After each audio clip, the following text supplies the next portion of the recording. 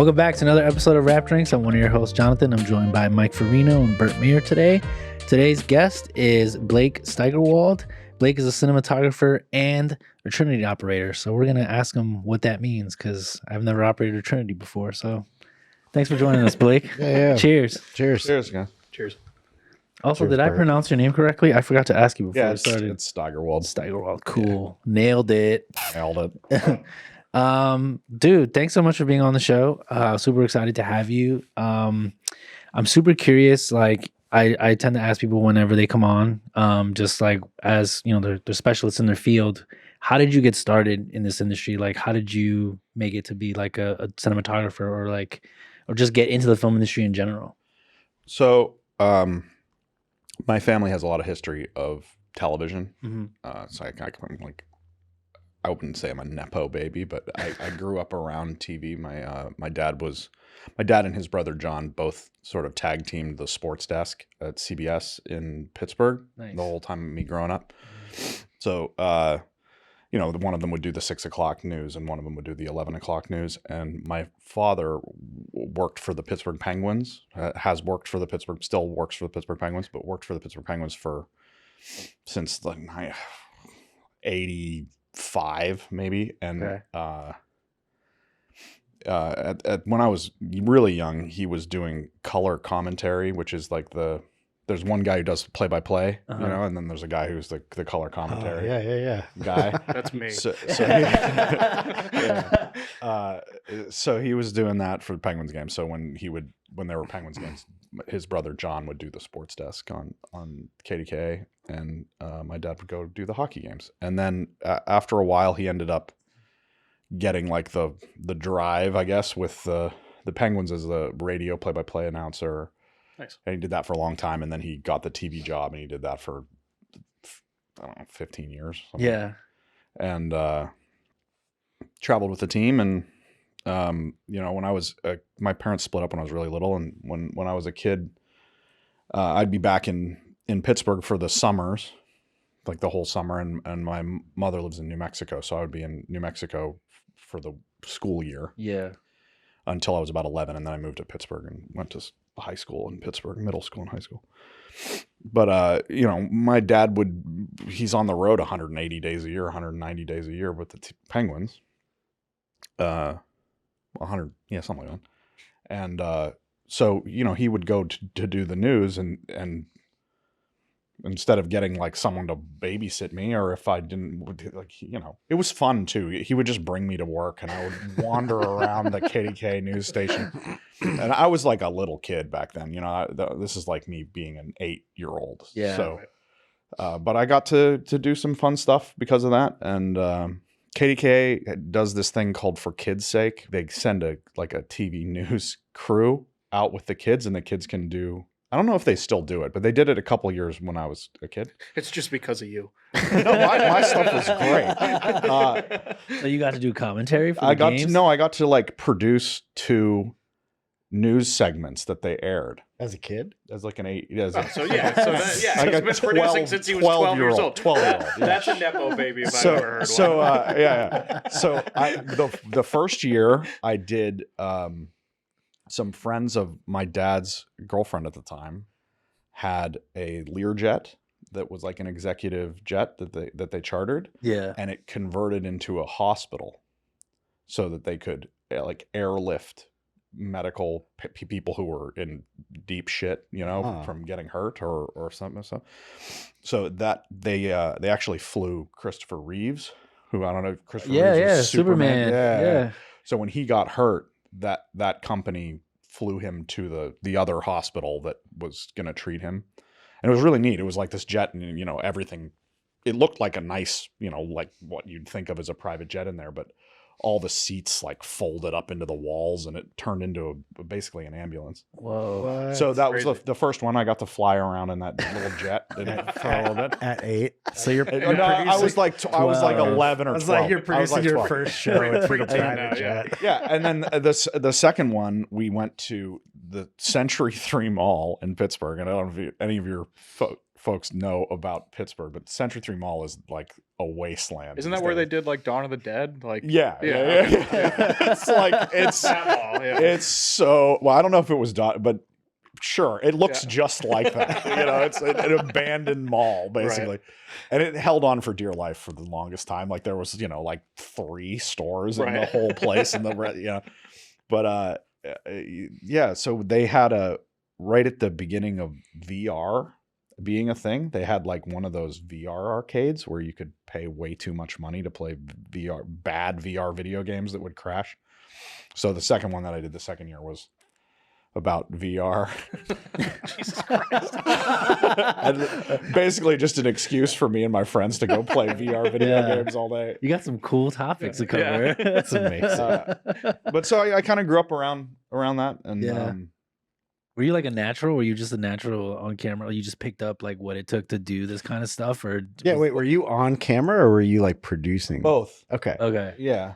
Oh, like a real news. Yeah, they sent me with like Just like a guy in a van, news Wait, guy. so like with, some like the some microwave salty antenna on the- camera guy is like driving you. Oh yeah. What did that guy do to get stuck with like 6 14-year-olds? Honestly, Like, I think. Well, he had kids too, so he got to do his own, his All one right, for all his right. own kids. Okay. It was like, honestly, it was a really cool thing that Yeah, no, station it's does, awesome. and this is before the internet, so it's like back then that was really cool. Like people.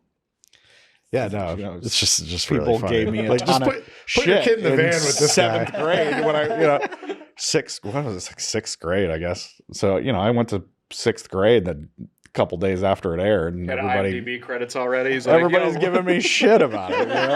Oh, we saw you on TV. Yeah, it's nice when you're that young and they're making fun of you. You're like, yeah, have you been on TV? It was fun. It was really interesting, and yeah, it sort of demystified the production of television and video for me a lot. Yeah. as a kid. So Was it like in a good way or just kind of like, well, obviously in a good way? 'cause yeah, in no, this it's industry. great. Yeah, and years of that, and my dad still is on TV. If when the Pens won the cup the last time, he was the MC of the parade. Oh, nice. So he's kind of a local fixture in the sports world in Pittsburgh. So does his brother, Nice. my Uncle John. So- So yeah, it helped to make it all seem less, make it all seem more attainable, I guess, or just a little bit less Out of reach. out of reach. But it also, I'm super privileged to have that thing, and it helps sometimes, but it also sort of doesn't sometimes, because everybody does have their own experience, and they got here their own way, and for all of it, like, I don't think it ever really helped me get a job, if that makes sense. Like it wasn't that kind of experience. Connection, Like it was just more. It's like closer to the industry, not necessarily because you're not doing the same thing your dad's doing. No, I'm not it's a like sports broadcaster. Did you go to school after all this? Like, I went to Full Sail in Florida in my mid-20s. I didn't go to college until I was like 24. Okay. But it was for broadcasting? I went for animation originally. Okay. For Maya, like 3D animation. Yeah, fuck, man. Hell yeah. And I was like, I'm going to be a cartoonist, and then I realized that you have to sit in front of a computer for 16, 18 rest of hours your life. at a time for the rest of your life. And there's somebody in Bangladesh who can do it faster and better than you for $2 an hour. Yeah. So it's sort of, They're 14 too. you're either at the highest position in those departments. I mean, at the time, these days it's very different. It's these really small, like sort of very lean teams that make animation. But at the time, like, you would be running a team of 5 people, each of whom had an 80 like riggers or 80 shaders or somebody that were overseas. And it just was such a giant So Just like a huge team. yeah, like just a kind of ridiculous. Like if you wanted a job in animation that was gonna be any kind of a good job in the film space, like if I wanted to make video games, that's a whole different world, right? I mean, it's a lot easier to sort of get in there. So there's more money in video games than film by a order of magnitude. Yeah. And yeah, video games have like taken off. That's a whole. oh, dude, it's so ridiculous. It's like they were like that animation in that world when I was in college was like, yeah, it's like cool, you could do that, but like everyone wanted to do Disney or something of that, Pixar. Yeah, and that's what I was really into. And now it's just like Rockstar games, like that shit just like It's like movies. our school was like famous. They did Guitar Hero, right? That came out of our school. Yeah, so it's Rockstar, yeah. Like after that, it just like was it Rockstar? I don't Guitar Hero. Guitar Hero wasn't Rockstar. It was like Rockstar. there was like a group of people that went down, and then I think the company was in Rhode Island. But I think the people that started it was either Guitar Hero or Guitar Hero or Rock Band. It was like one of those. Like it was that. I don't know if they developed as an indie game and sold to somebody, but I think like the two of the original team came from MassArt. Yeah, it was definitely Guitar Hero because I remember playing it in school and being like, no one's ever gonna want to do this. Oh, that game was great. Oh well, it's funny. Well, it was like a very rudimentary. I was having this conversation with somebody though, like Paint It Black came on the radio, and I was like, why do I have a nostalgia for this song? This is not my generation's music at all. And then I was like, oh, because I played it on fucking Guitar Hero for like 6 years straight, like Barracuda, all those songs. It's like it brought an entire generation of music to a younger crowd that like you didn't think about. Plus, that episode of South Park's amazing. Yeah. So then you decided animation's not for me. Like yeah, I was sick of sleeping at my desk basically. And you know, Full Sail's an accelerated thing. Yeah. So I mean, So Full Sail's a cool school, but it's not like a very traditional college in the sense that like, I mean, these days it's a little harder to get into. They actually look at your portfolios and stuff, but back when I went, it was like, can you afford to pay the tuition? Then you can like come. A Votech school, but for film. Yeah. And it was actually founded by two guys who were driving around in their van. They built the back of a cargo van out to be a small recording studio, and they would show up and record your garage, like a garage band. Oh, dope. So they would teach like little, you know, prog rock. This is in the 70s, right? So everybody's playing, you know, it's like Rush, people who think they're Rush. Yeah. And so they would drive around and teach people how to record themselves. And that's how they founded that school. And now it's like that's cool. Big, rich school, right? Yeah. But so you're allowed to take classes as many times as you want for free if you attend all of the classes in your thing. So once you pay the tuition for a class, you can take it over and over and over again, as long as you make the attendance. Okay. They're not going to make you pay for it again. But if you don't show up, like if you miss, I think it's 5% of the class. Like if you're late, they dock time. Like hours of this stuff. So any prorated college class. Yo, it is. And so if you miss any of the classes, you have to pay for them again, right? So like in full, like you miss 5%, now you owe. Yeah, like at a certain point you failed because of attendance. Damn. Right? And it's pretty strict in terms of that kind of stuff. Because if it wasn't, it wouldn't be a very good business for them. Yeah. It's a good scam. But what that means is like, you know, the beginnings of the animation program were pretty easy. It was like intro to filmmaking and intro to media and like what all the codecs are and like how video works and sort of the history and Muybridge and all of these guys, Marconi and these people who made all of the technology that we use. And then there's like an intro to 3D animation, and that class was pretty low key. It was, you know, it's pretty easy. We all worked in teams and all that stuff. And then the next one was 3D modeling, which is like hard surface 3D modeling, which is unbelievably hard, right? So like the third class, it's like, you know, it's unbelievably hard. You have to have like an incredible depth of knowledge of like so many different computer programs to be able to just sit down at Maya and like make a to scale Pelican case that you could send an engineer and they could put it into the CNC machine or whatever, and it's going to be accurate. You know, as I said, you can retake the classes after you fail. So that class, we had like probably 60% passed of our group passed. So we lost a lot of good men out there. we lost like 30 people out of 70 people, but we probably lost like 30 of them. And the class after that, we started with like 35 or 40 people, right? So it was like 35.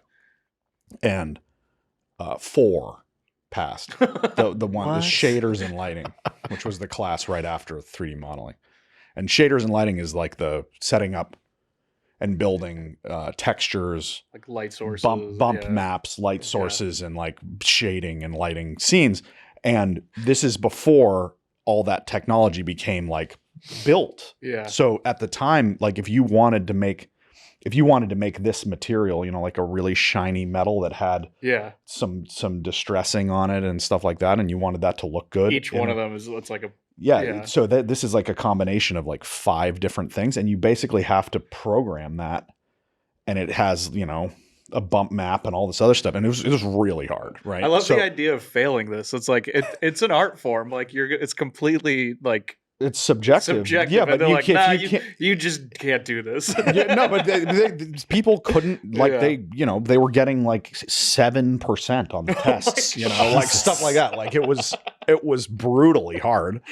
And I passed, and I was one of the few people that passed, and I was sort of like, I don't want to do this. And look how many people died. I don't want to do this. So I changed my major to cinematography and film ostensibly, but which is basically the film degree from Full Sail prepares you to be a production assistant when you get out of college. Okay, interesting. A very overeducated production assistant. Yeah. Which, as we all overqualified, know, super overqualified production assistant, because they tell you everything about how all of this stuff works, and you get a really good education in the technology and all that other stuff, but they don't really tell you how a film set works. Okay, and they do it to a point, but I'm sure it's way better now. Yeah. But at the time it was. Good luck. Yeah, I mean, there is something to be said about the PA that like comes up to the electric department and go, "Are those Asteratubes?" And you're like, "Yeah," and then they just stand there and you're like, "Okay, so what now? Why are you still here?" Like they're like, "Yeah, it's like it's cool that you know that, but like this isn't helping anybody's job right now." No, I mean, and some of my first jobs, I would be like really interested in that kind of stuff, and like talking to those guys, and they were like, they weren't very nice to me. No, but it's exactly that. It's like yes, I answered your question. Now what would you like? Like there is that kind of weird pause. Like, cool. Do you want a star? Like I don't know what to do now. There's cookies at Crafty. Exactly. So, oh man. Yeah. I mean, and then they like had like these guests that they would bring in, and like one of them was just like an unbelievably salty dolly grip. Like one of the teachers knew for like years, who like been like who like was a dolly grip as his main job, and then like moonlit as like some guy who jumped off a tower at Disney World into the water, so like they set him on fire every once in a while. Oh man. And it was just like, and he was just like, this is, he brought a Fisher, I think it was I don't remember. It was a some dolly. I don't remember. This was a long time ago, but Chapman. He brought a dolly and a dolly track, and then like tried to teach a bunch of 20-year-olds, 19-year-olds that were like in school who had literally never seen one of these things in their life, like how to act around how to level dolly. Well, I mean, that part's like not. I know we all like to think that our job is really, really hard, but like, try leveling a concrete floor. Leveling the dolly track is really hard. And then you got 8 guys to do it too. 8 dudes trying to figure out how to level 10 feet of dolly track. But I mean, that's kind of the attitude that this guy had. He was like, you guys are gonna shut up, and he was just super angry and bitter, and he wasn't back. They like didn't ask him back after that. Right. Like we were like the Obviously. last class that ever had this guy because he was like You guys broke he him. was so bitter and he was so just miserable and like I think these students complained, you know. Oh It man. was wild. If anything, that probably prepared you for the film. Right, yeah, just getting yelled at by some fucking crew member that's been doing this way too long. This is what a career of unhappiness in production looks like. Yeah, like 50-year-old sunburned Florida grip guy. Yeah. Oh man. So Did you complete? So you graduated with a degree from Full Sail. Did you Yeah. just jump right into production after that?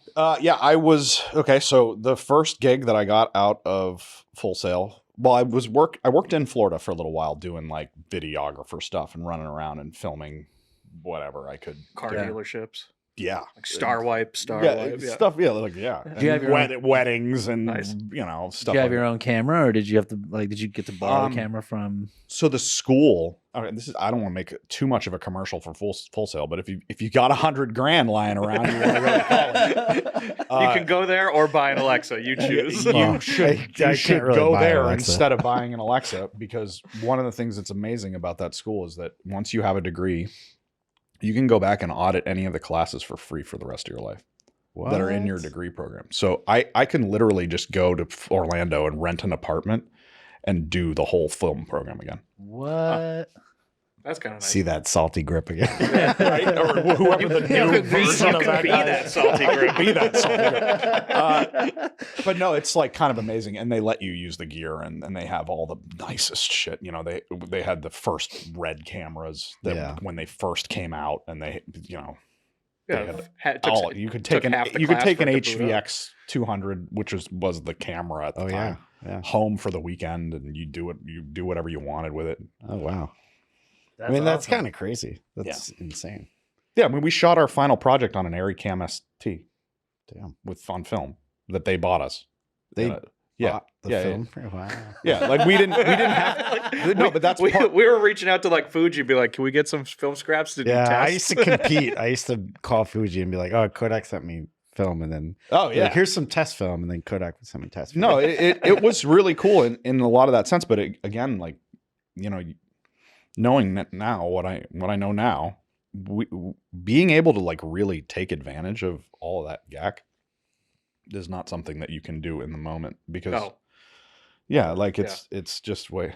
Yeah, you're learning it. You're processing. Who wants it. to be the first AC? You know, and it's just sort of like some guy. I'll try, and then it's But occasionally, some really cool projects came out of there, and I don't know. It was interesting. Yeah. It was really interesting. I met a lot of folks that I've worked with since then, and some of us from my class really are pretty successful in the film business. Like my friend Jay is responsible for dozens of very big music videos that I'm sure you have all seen at some point. Really, really famous artists, Bieber and all this stuff, these big videos. And he's been producing those in Los Angeles for a long time. And my friend Michael's a totally successful commercial DP. And Yeah. the guy who DPs one of the Law and Order shows right now went to Full Sail.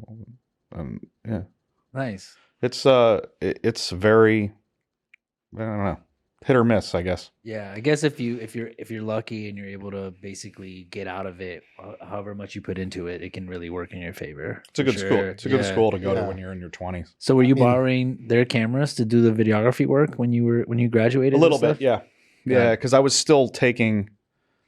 It's kind of complicated, but I took a leave of absence at one point, and I still had to go back and take some editing classes, but I Mhm. was only taking one class, so I had like 2 days of class a week. So the rest of the time, well, I was still technically enrolled for 2 months at the end, but those last 2 months I was just taking like one class. So, yeah, I had a lot of free time, and I would just borrow stuff. Do whatever. Why not? That's the thing. It's like if you have access to free gear, make money off it. Yeah. That's the like it's Absolutely. easy as that. Like Yeah, you don't realize how beneficial that stuff is when you have it. yeah, until Like, you don't. and Yeah, I then you have no don't have idea. it, and you're like, wait, now I need my own computer to like. Well, I do mean, this bullshit. I talked to people who are going to Tisch or whatever, and they're like they're making their final project, and they're they're calling looking for short ends, people to come out and donate stuff, and I get it. I mean, it was a very sort of privileged kind of thing to have all access to all that stuff. And that doesn't really, short ends don't exist like they used to exist. No. There used to be tons of them. Yeah, because nobody cared about Full the companies. film. Yeah, exactly. You'd be like, how much is left in there? Like, 110 feet. Yeah, just waste it. You know? Like, and yeah, I mean, that used to be a thing. You could hide a lot of waste in taking home film at the end of a job. And these days, everybody's up your ass every day for reports.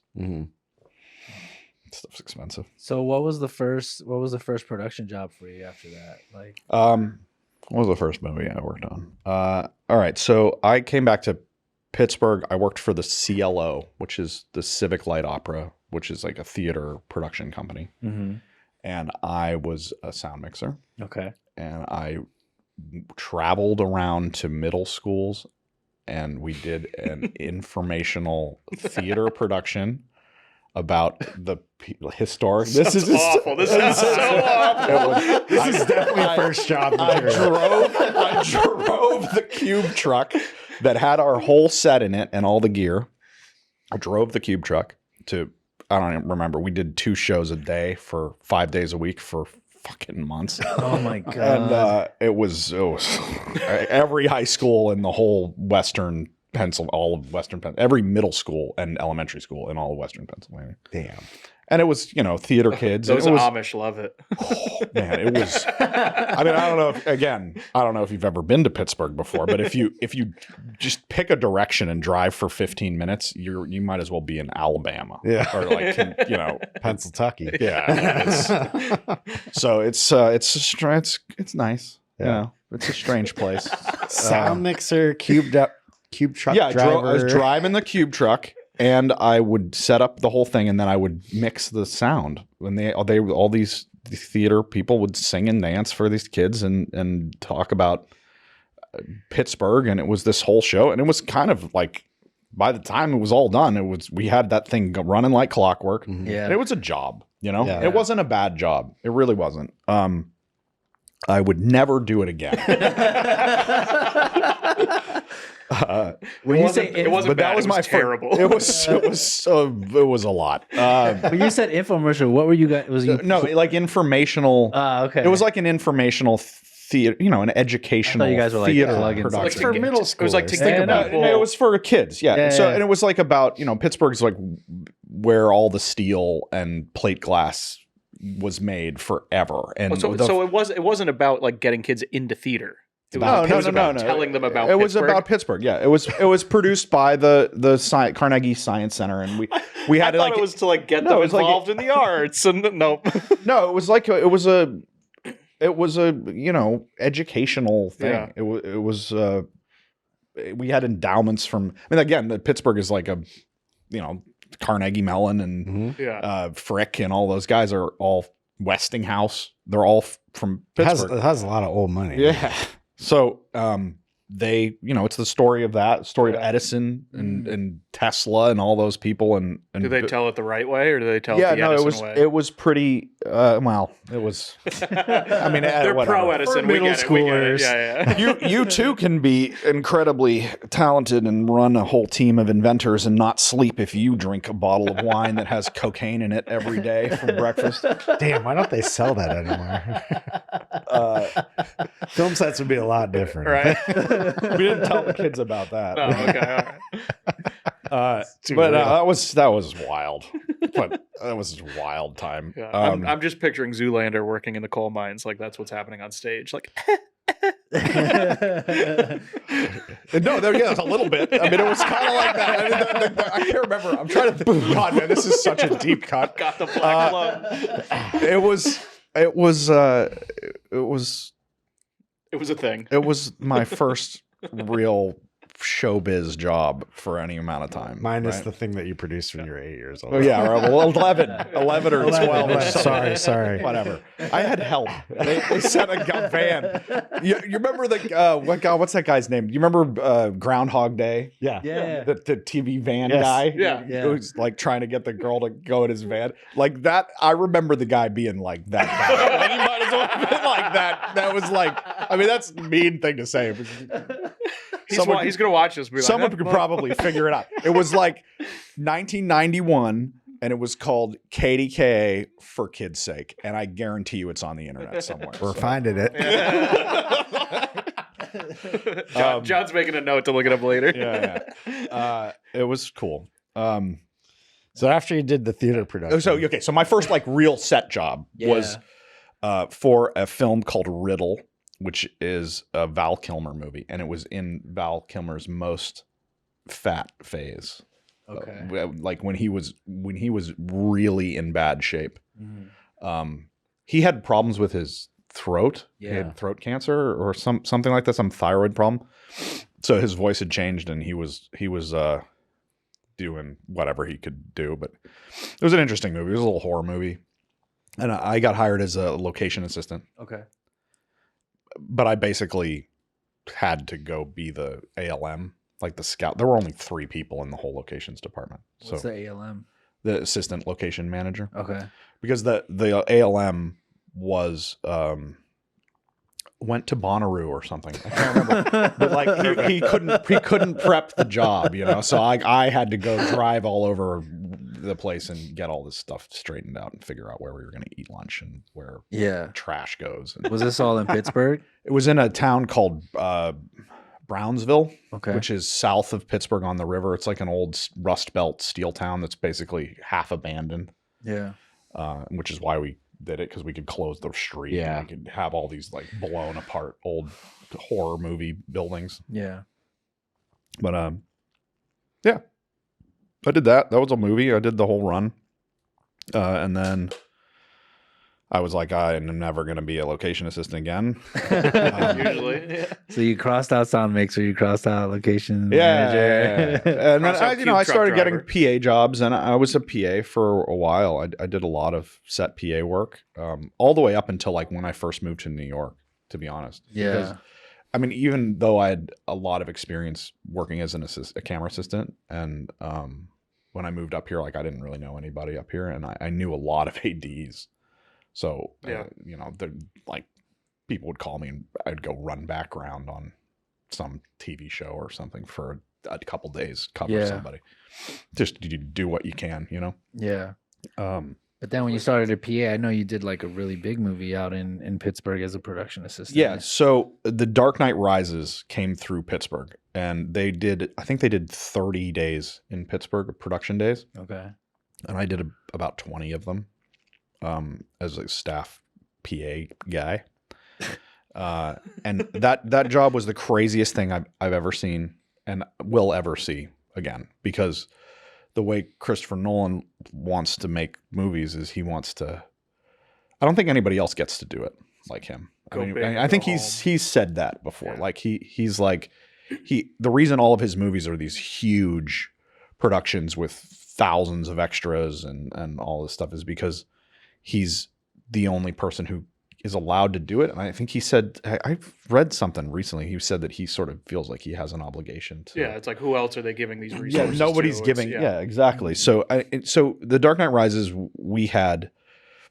they closed Pittsburgh. In fact, This is the whole city. They closed the whole You're fucking city. Wow. They closed the whole city. So there were 3 sort of sections of it.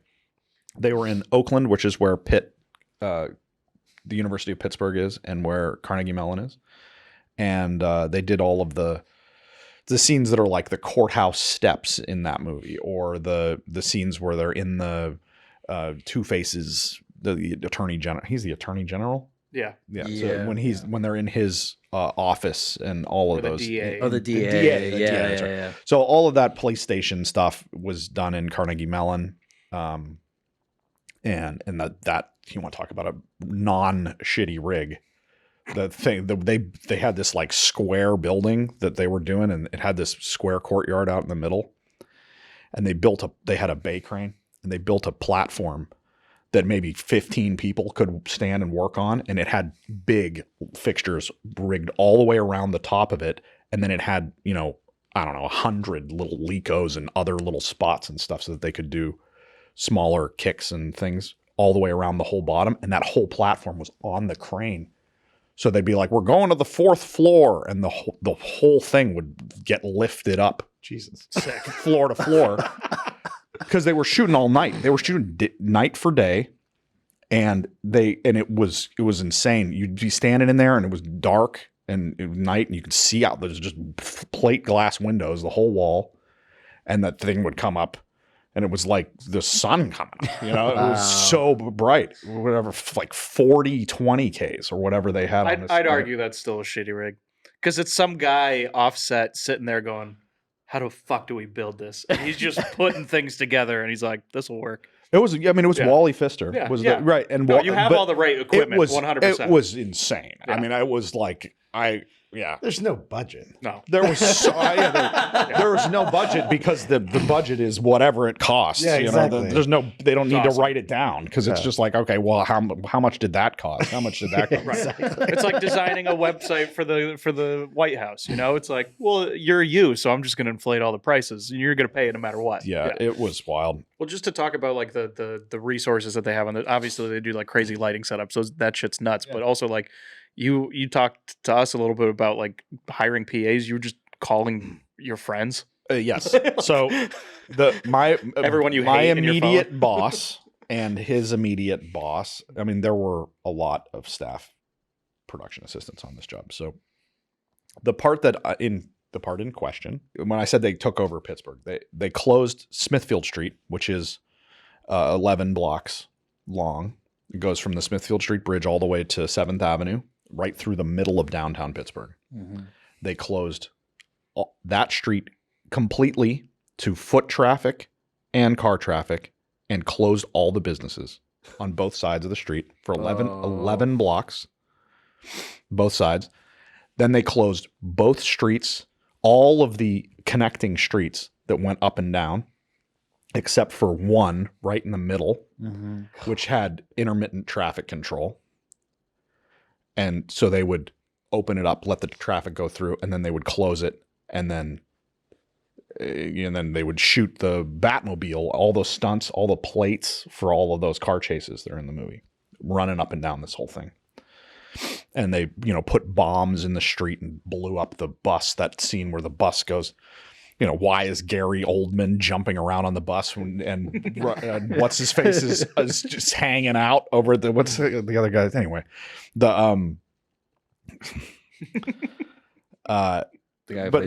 bomb truck explodes or whatever, spoilers. And all that stuff was done in this like strip of Smithfield Street. But they had to close all of these other places. And, there's like parking garages on Smithfield Street. So they had to close all the parking garages. And we could not risk someone breaking these lockups and wandering out into the street and getting hit by the Batmobile. I mean, it would be the end of the whole thing, right?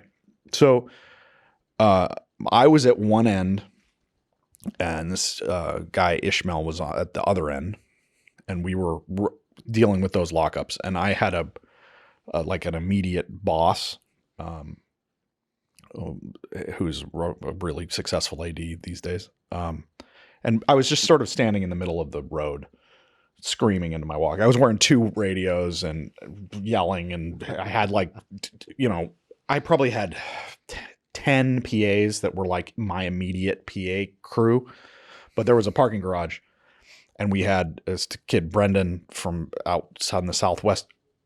I'll get into that, but and there were like 16 PAs in that parking garage, right? And then there was like all these businesses where these places where the businesses had to be open because they were doctors' offices or whatever, and they're not going to pay them. Yeah, they're like, no, we want $500,000, and they're like, okay, you can stay open. We'll give you a PA who's definitely not costing us $500,000 to like literally handhold people in and out of your business from this one specific place, and you can tell people that they can meet them on this street corner, and then they'll walk them in and out of your business all day. Yeah. For a week and a half. Jesus. So we did all these stunts, right? And we hired everybody in creation. And at one point, when we were still in Oakland, which is where Pitt is, doing that work, at the end of the day, it was like 4 o'clock in the afternoon on a day. My boss came and said, we have to hire 80 additional PAs for Monday. And I was like, what? And then he's like, yeah, we have to hire 80 people. And I was like, okay. He's like, just start calling people. And I was like, what are they supposed to do? And he's like, they're just going to stand on street corners. And I was like, okay. So I called everyone, and I had a flip phone or something at the time. I don't even remember. I called everybody that I could think of, like literally everyone that I could think of, everyone I'd ever met, and was like, hey, you have a nephew who wants to like come hang out and work on the Dark Knight Rises.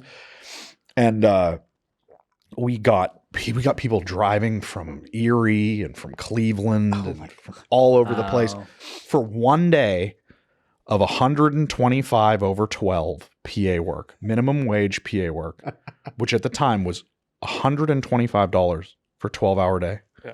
It's just people thinking they're good. Oh, I'm on a movie. Yeah. And I had friends who, I had a friend who was another one of the staff PAs, and she's like just such a sweet woman. And she was letting people like sleep on her floor and like crash at her house because people were driving from all over the United States to come and PA maybe on the Dark Knight Rises, like get a day or get 2 days or something.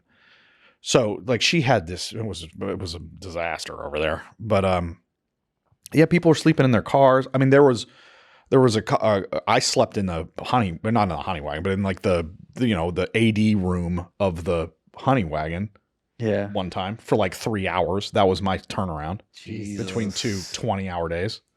Non-union, baby. It was union, but not the PA. Not the PAs. That's what I'm saying. What was the lockup for? What did you need 80 PAs for? What was? Because it was it was 11 blocks by whatever that is, 12 streets in both directions. Yeah, and everyone on 4 every corners and every. I mean, it was just. And then you need the PAs to shuttle people in and out of the. Yeah, it was.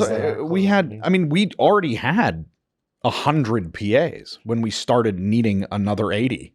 Yeah. So it was like 180 PAs. It was more than that. The days at the. I mean, it was absolute madness. We had a giant tent. Like the kind of tent that when you would have catering in, that was just the radio distro tent. Oh my God. So and my friend Anthony was the PA, the radio walkie PA. Nope. Whatever. On a job like that, Jesus. I mean, he had writing down every serial number that goes out to every person. He had like 1,000 radios. Oh, thanks. Oh my God. He had so many radios. And he had a bicycle with a trailer, and he would ride around on his bicycle with his trailer, and it had bricks in it. Like instead of brick, for real, and like he would just go bomb around all day. You're dead. And it was just that job, like the scope of being a walkie PA when you have. Yeah, that is insane. Even sourcing all of those radios for that shoot must have been like insane. Come from every radio in New York, probably. Yeah, probably. Yeah. Damn, dude. Man, if you had the data that we have today, you could probably see like the amount of like traffic coming in just for the noise. Oh yeah. Oh my! I mean, I just wrapping your head around all the different like blocks. Yeah. Because like we didn't have, I had 2 radios, but I had the radio with the real 80s. Yeah, and then I had probably at 2 different frequencies. Like all the additional PAs aren't on the regular. I had the additional PAs. Yeah, and then I had the actual PAs. Right, and then I had a third radio that was all the people who were standing on street corners. The additionals. Yeah, the people who weren't in the actual weren't working. Right, like we're not working, but weren't like doing something that where we actually might need to communicate with them. Yeah, and so it was just I mean, It that was must have been awesome. It was awesome. It was You're like from unbelievable. Pittsburgh, and then you get to see like 11 blocks of the downtown. Just It was completely awesome. fucking empty. And there's like, these like little tent cities started springing up of like people from Monessen or wherever, some podunk little town near Pittsburgh, that would like come and set up lawn chairs Yeah. and sit there all day 100%. and watch, Yeah. and drink icy light and like, Hell yeah. like camp chairs, coolers, and like, little thing. And they would just, There's just like tailgating next to That's literally what it was. It was tailgating the Dark Knight Rises. They do the game on, or they do the day on set, and then they go and tailgate the Steelers and see the game play later that night. Yeah, I mean, it was incredible, and like radio was there. Radio Man, and he's and always there. Steve Sands was walking around taking pictures and being a pain in everyone's ass, and Wow. and it was just it was incredible. It's never going to happen again, No. right? Yeah. It's also, like you said, it's one of those things that can only happen in a town like that, or like in a place like Pittsburgh, because you With probably, Christopher Nolan. you couldn't do that in New York. Like, No, even in New York. Think about how many productions are here in New York. Think about how many of them get to shut down, like the Queensboro Bridge or whatever very bridge. few. It was. I think that was that same movie. And I'm pretty Yeah. sure I had friends that worked on that, and they talked about like that was a 36-hour day. They got it from like 8 a.m. on Saturday till like 8 p.m. on Sunday, and they had to get everything they had to get then. Like you were on the clock for the entire weekend. Yeah. You slept on set. You woke back up. You continued your job. Like there was no. You were a full day of penalties. It's like, what's a meal? What are you doing? It's like, I think he said his paycheck was like $9,000 after that weekend or something like that. It's like, what are you going to do? Like, you don't get to shut down the bridge again. If you miss something, you're fucked. Yeah. That's you got to it. just keep getting it. Yeah. Yeah. I worked on, I think it was Men in Black 3. Nice. And they were shooting, it was like second unit stuff. They were doing stuff somewhere in Queens on like a sketchy ass block. It was at night.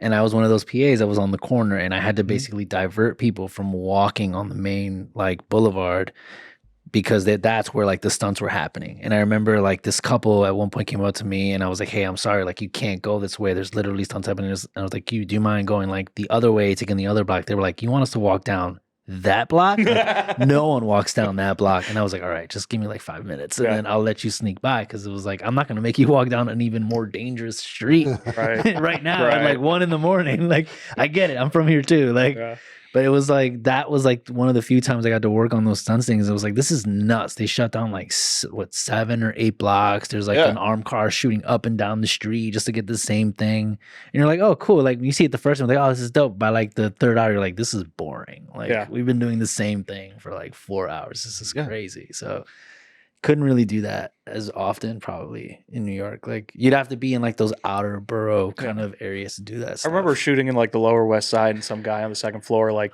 just leaning out his window with a pot and a wooden spoon, just banging it out. It was like, there are like, New York is over production. Like, it's like you have to go to a place like Pittsburgh gets productions, but not of that level. So it's like, you can kind of get away with it still in Pittsburgh, but there's even like now Pittsburgh, Mindhunter was in Pittsburgh, and all these. There were some big shows in Pittsburgh lately, and Pittsburgh's getting savvy too. Yeah, as they should. As they should. And I'm sure they get annoyed too. Like those businesses don't want to hear that. They got to divert people just so like you can get a shot. Like there's a great story of like some apartment building. They're shooting like a period piece, and they didn't want AC units, but it was like they're shooting in November. There's always that like those 3 apartments that never move their AC units. They went up there and like paid all those people $500, and then the next day they come back to shoot there again, and every single apartment building has like every apartment in that building has their ACs out, like waiting for their money. And then production's like, no, we'll do it in post. We'll take it. Like we're not paying everybody every apartment, but it's like people learn that kind of stuff really, really quickly. There's a scene in The Dark Knight Rises where it's actually Hines Ward, who was a running back for the Pittsburgh Steelers at the time, Super Bowl champion. I feel like he's just got real Pittsburgh. He's playing. I gotta do it. Gotta give him his flowers. I gotta give him his due, a little bit. And he is playing the star running back of the Gotham Knights, which is the fake football team in Gotham. Want one of those jerseys. Gotham City. Gotham Knights. They're badass jerseys. They were cool, and he, catches the football and he runs across the field just as Bane blows the whole field up and Obliterates. He's the one. He's like outrunning the explosion. He is outrunning the explosion. So that was done partially practically and a little bit of CGI, obviously, but they mostly practically. And I think Chris Nolan's team paid for the Heinz Field to have a new field. Lawn. So they blew up the actual field. Yeah, they blew up the field. Holy shit! So they put mortars. They buried mortars all over the whole field, and they built a force perspective platform at one end of the field so that they could put the cameras and Bane and stuff on the force perspective platform Safely out of. Yeah. Well, and also because if you watch the scene, there's like people falling and like the field like falls and people fall into these crevices and stuff. So they built like this, I don't know, maybe 30-yard long raised platform with like foam pits in it that would like the floor would drop out so that all the people that got swallowed by the earth in the explosion like had a place to fall into, and it was a force perspective. That's so cool. It was amazing. So they even had some people falling in the. Oh yeah. No, it was incredible. That's nuts. So to do that scene, they hired an event company to fill the stadium with people, and they got, I don't remember exactly how many people Heinz Field holds total, but they filled a third of Heinz Field. And we did 2 days. It was like over a weekend for that sequence. And they got like, I think we had 14,000 extras, somewhere around there. Yeah. And they were all on your call sheet. So they were all on the call sheet. Easy lunch to prep. It's like a 22-page call sheet. So there was, By the way, I looked it up. Heinz Field seats 68,400 people. Okay, so they filled like a corner of it, and then they used software to replicate that around make the stadium look full, right? So they had this event company to get all these people in there, and they didn't get paid. The extras didn't get paid. They gave them meal tickets, and they opened all the concession booths at Heinz Field, so you could go get hot dogs or whatever with your meal tickets. That's how they got lunch. Yeah. And they just broke everybody for lunch at the same time, and everybody went. It's like a game. Yeah. It's like a game. And you know how long those lines go. That's why they're short. Yeah, it worked out great. So it was in August, and it was really hot. It was like 95 degrees, 90 degrees in Pittsburgh, and it was a winter scene. If you watch the thing, it's snowing in the scene, and everyone's wearing winter coats, and there's snow everywhere. So all these people were wearing winter jackets and sit out in the hot sun all day in Heinz Field, and it was incredible. I mean, like just that scope of organization, and someone way above my pay grade figured out how to get all these people in and out of the stadium, and they basically rented every parking lot in Pittsburgh, and when I mean it, like every parking lot in Pittsburgh, and we had school buses and school bus drivers because it was the summer, so they were all off work, so they got, I don't know, 50 school buses and all these school bus drivers, and then they would do roundies to these lots to get everybody from their car to the stadium in the morning and then back at the end of the day. So from the car to the stadium part is easy because they issued tickets. So they had the section of the stadium that people were in. But at the end of the day, everybody left at the same time. So we but then you're off the clock, so that doesn't fucking matter. We had all of these PAs with megaphones, like bullhorns, and we built like a hedge maze of Jersey barriers, basically, to like funnel everybody to the appropriate place where their bus would pick them up for the parking lot that they needed to go to. Is there not parking at the stadium? There was some, but they just didn't want them that don't know why.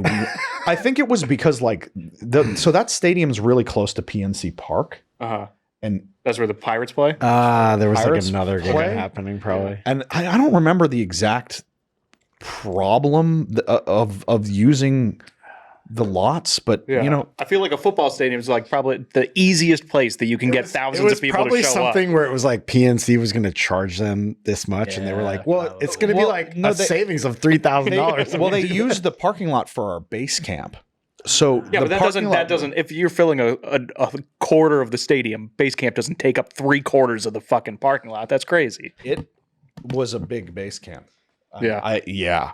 Because it was I guess like you- 5 well, IMAX you- cameras. Yeah, you've no, got- I mean it you, was you had it 20 was ADs or a something. big base camp. It's like an army coming to town. No, I mean basically. they definitely used the lots for stuff. Something. Yeah, but I don't remember the exact. I again, it was like way over my pay grade. What? But all I knew is that there were maybe not all 15,000 people, but like 8,000 of them were not parked in that lot and Right. needed to be put on school Yeah, buses yeah. and sent somewhere. So that was crazy at the end of the thing. But again, we hired like a bunch of additionals and other ADs that I worked with. I mean, these are like the best ADs in the business that are on this movie. It was Nilo Otero was the first AD, and he's an unbelievable legend, and the best of the best from all over the world. To be honest, we're like the actual DGA ADs on this job. So we're all like PAs, and we're wide eyed, and we think it's cool that we get to make Batman and stuff. So. But we just tried to figure it out, like how are we going to figure this out? And we moved barriers, and some of us I lost my voice from yelling at people for 2 weeks straight. Not yelling at people, yelling just in general. Being loud enough to talk. And I'm loud. I'm a loud guy already. And it's sort of like, I guess that's a skill to be able to just be like, all right, everybody listen up. We're going to go over here, whatever, yeah, it was really, really wild. We had additionals that were packing like these goodie bags that had like sunscreen and what else are you gonna call it? Water bottle and survival packs. and survival pack, like a banana or whatever was in this bag. And we gave every single person that came to do this each day, we would give them one of these bags, earplugs, I think. And the additionals just packed them all morning and threw them in a giant pile.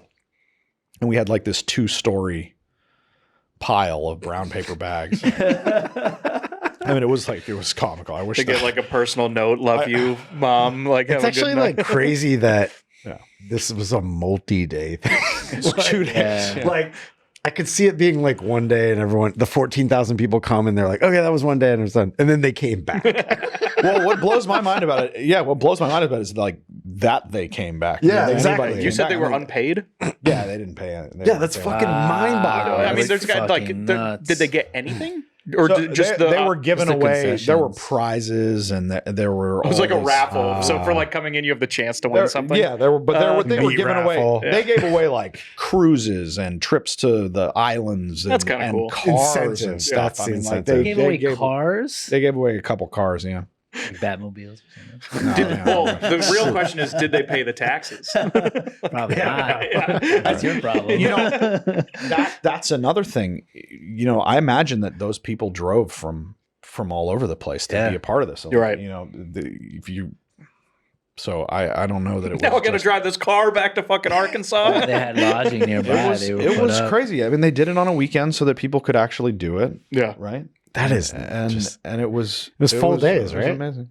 Oh yeah, it was. Yeah. I mean, I did. Like, I mean, with for me, it was like 2 20-hour days in a row. I feel like slept in the AD trailer for like 3 hours between the 2 days. Jesus. anything with explosions has to be like, it's like the smallest explosion is a 12-hour day. Blowing up a fucking football field, holy shit! It was insane. It was absolutely insane. You only get to do that once. Yeah. Reset. It was really cool. It was really, really cool. And it was like getting to see that, how that kind of thing comes And together. where were was you, really like, amazing. in this world? Were you on the field, or were I was you on the field. Oh, I was shit. part. So I was you were part like of in the real the Yeah. good seats. I'm an uncredited mercenary. Oh, that's on your IMDb.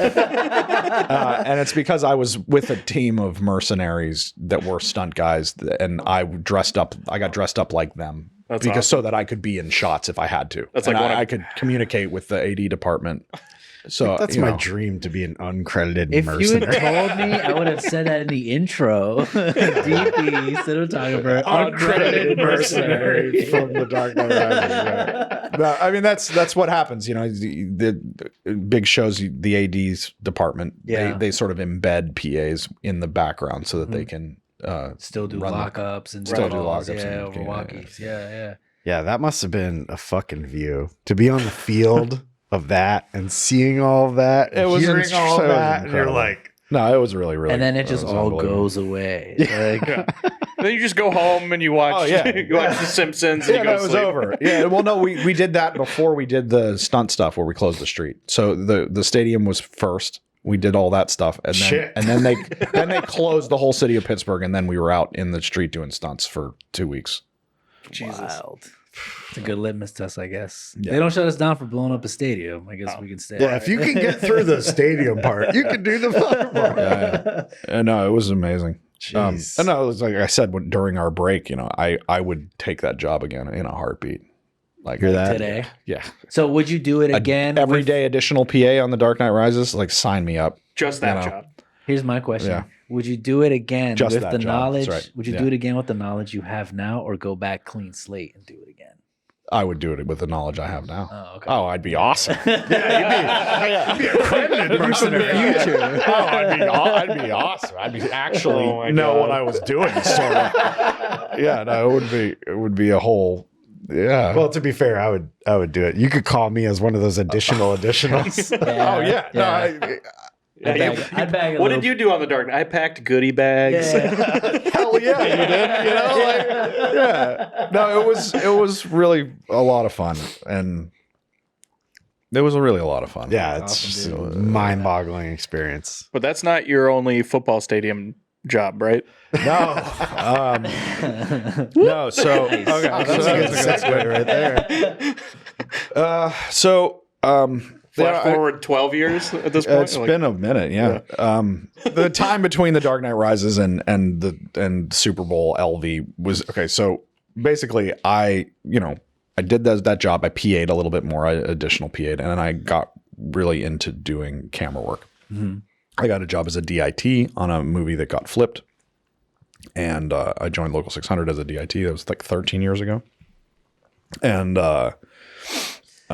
then I was in the camera department, and I worked as a DIT and a loader and a second AC and whatever I could get my hands on in Pittsburgh. It's a small market, so I was doing wearing a lot of hats, and I started getting pretty good at pulling focus and being a first AC. So I did that for a little while, and then I eventually moved to New York to pursue being a first AC, and I did that for a long time.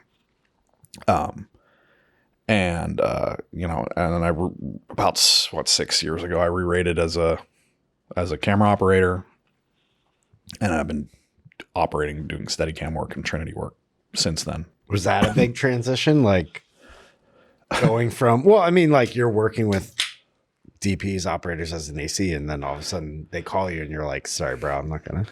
Well, the best thing about working your way up in the camera department is, if you're the camera operator on a job and you came up working with the same, or let's say, okay, you're the DP on a job. You're the only DP on the job, really. You don't get the chance to like see how other people do things. But if you pull focus and you work as an AC, you get to see, like, I probably worked for 50 DPs in that time, and you get to see how all these different guys do all these different things, and you learn that there are many, many ways to sort of skin that cat, how to do stuff. And I think that's really valuable, and I really urge everyone to that's coming up to like take the time to understand the machine from different places in the departments. A really talented she pulls focus now, but one of my mentors as far as camera assistant stuff goes is a really great focus puller, and I think she's operating now. But she worked as an assistant for a long time, and she said that she thinks that everybody should should do a full run of a movie in the office as a PA and on set as a PA, because then you can really, like, when you're trying to get into the business, then you can really see from a low stakes perspective in terms of your job. Like, being a PA it's a hard job. I think you just triggered John. It's a hard job, but it is an entry level job. For you to call it low stakes, though, the way you get yelled at, the people around you do not treat it low stakes. No, but they should. They should treat it like that. They These are don't. kids. Yeah. These are kids that are trying to get into the business, and they're trying to learn how this stuff really works. And They're humans. they're What? human beings, and they deserve to have the opportunity to not be abused. They're not getting paid any money. They don't know what's going on. Most of them don't have an education in cinematography or in computer programming or in something that's going to actually benefit them in one of the technical trades or crafts. So they're just there, and they're excited to be there, and they don't know what to do. Yeah. You know, so it's They're like the least bitter on the crew. yeah, Absolutely. absolutely. At the beginning of the job, they're the least bitter. By the end of it, they're like half a pack of Marlboros, complaining about everything. Yeah. But like it's really valuable to like sort of embrace the job of being like, okay, well, I'm gonna just do this, and I'm gonna watch and listen and pay attention, and maybe I'll learn something, right? It's not even just that department. Within grip, like, you work for 6 different grip crews. Like in New York here, it's like you could be construction, you could be rigging, you could be shooting. This guy does it differently than that guy. That guy does it differently than this guy. Like, learning from everybody around you is something everybody should do. Yes. Yeah. But I just mean, as far as like, if you're 20 years old and you're watching the Rap Drinks podcast and you want to get into the movie business and you want to be a cinematographer someday, being a PA for any amount of time is going to be valuable to you in that pursuit.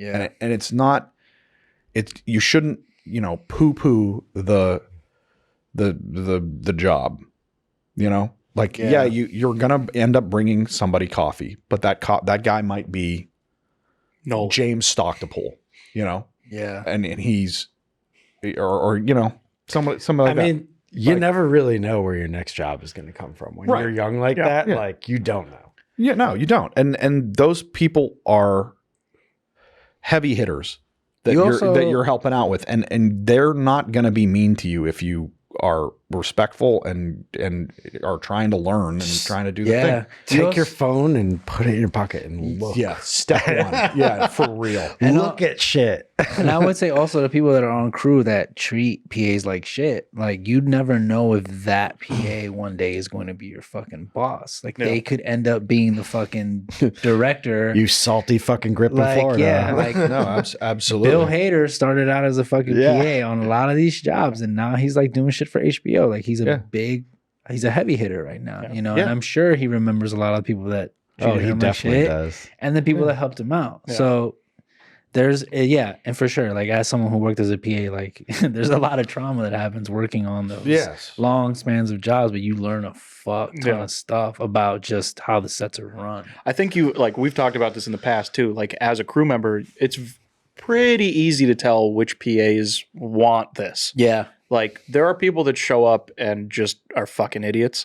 And there are the people that look around and, like, they're trying to learn. And, it's Pay like, attention, there's a difference between trying to impress me with your knowledge and showing me that you're trying to learn. Those are two, they're slight. But, like, if you just come up and start naming the gear that I'm working with, like, that does nothing for anybody. Yeah. But if I see that you're watching me, like, oh, next time we need an additional and there's nobody available, maybe we'll try to pull you off the PA onto our crew. Yeah. That's how a lot of camera PA PAs sees like, you moving gear and just sees how hard it is, and all they do is they hold the door for you to bring the fucking muscle cart in. Yeah. You're like immediately like, 100%. Oh, you get that this is yeah. Instead of the PA who's just hanging around on the back standing of the in the door. Standing in the door. Yeah, exactly. Yeah. No, certainly. It's that simple. It really is. Yeah. And don't be an eager beaver. Yes. Nobody likes a hero. They used to say, but... No, nobody likes a hero, but they like to be helped out. 100%. I mean, I'll take a PA that's asking if there's something that they can do to help over a PA that's just standing around doing nothing. Yes. Any day. But it's a balance. But that's, the difference is hold the door for me. Don't try to grab my cart. Yeah. That's the thing. Don't do the job. But it's subtle, but you do have to know, you have to understand, like there's a reason that there is that separation between the departments. It's as simple as that. Like if you grab a camera cart and you knock something off and the lens breaks, you just fucked something up. Yeah. Like and now that's on me and you did that because I didn't ask you to grab my cart. That's different. You know, it's so hold the door and make it easier for me to get the cart through myself. That's the split. Yeah. That's a valid point. PAs are different in New York. The responsibilities, the things that the PAs are allowed to do in New York versus Los Angeles. Okay. Is different. New York is the second area for the DGA. So there's the first area and then second area and then the third area. And that's just like everywhere union gobbledygook. But second area. What's the third area? Yeah. Anywhere but New York or Los Angeles. Okay. And just in the U.S. though, not outside of the U.S. U.S. Correct. Yeah. All right, cool. Well, it's the Directors Guild of America. All right, fair enough. Yeah. Not the Americas. Right. Yeah. There are two. Yeah. God, tell that to Interrado or something. Go to Mexico City. And tell exactly. Jesus. Sorry. So like in LA, you are not allowed to place background as a production assistant unless you're in the DGA. It's like the second it's job. Second job. So there are things that you not only can do but are consistently done by non-union, non-DGA PAs in New York that are not allowed on a Hollywood backlot. So we have a different experience here than folks have in other parts of the country when it comes to the PA job. And I think it does foster a little bit more of a sort of an eager beaver attitude. And I don't love that personally.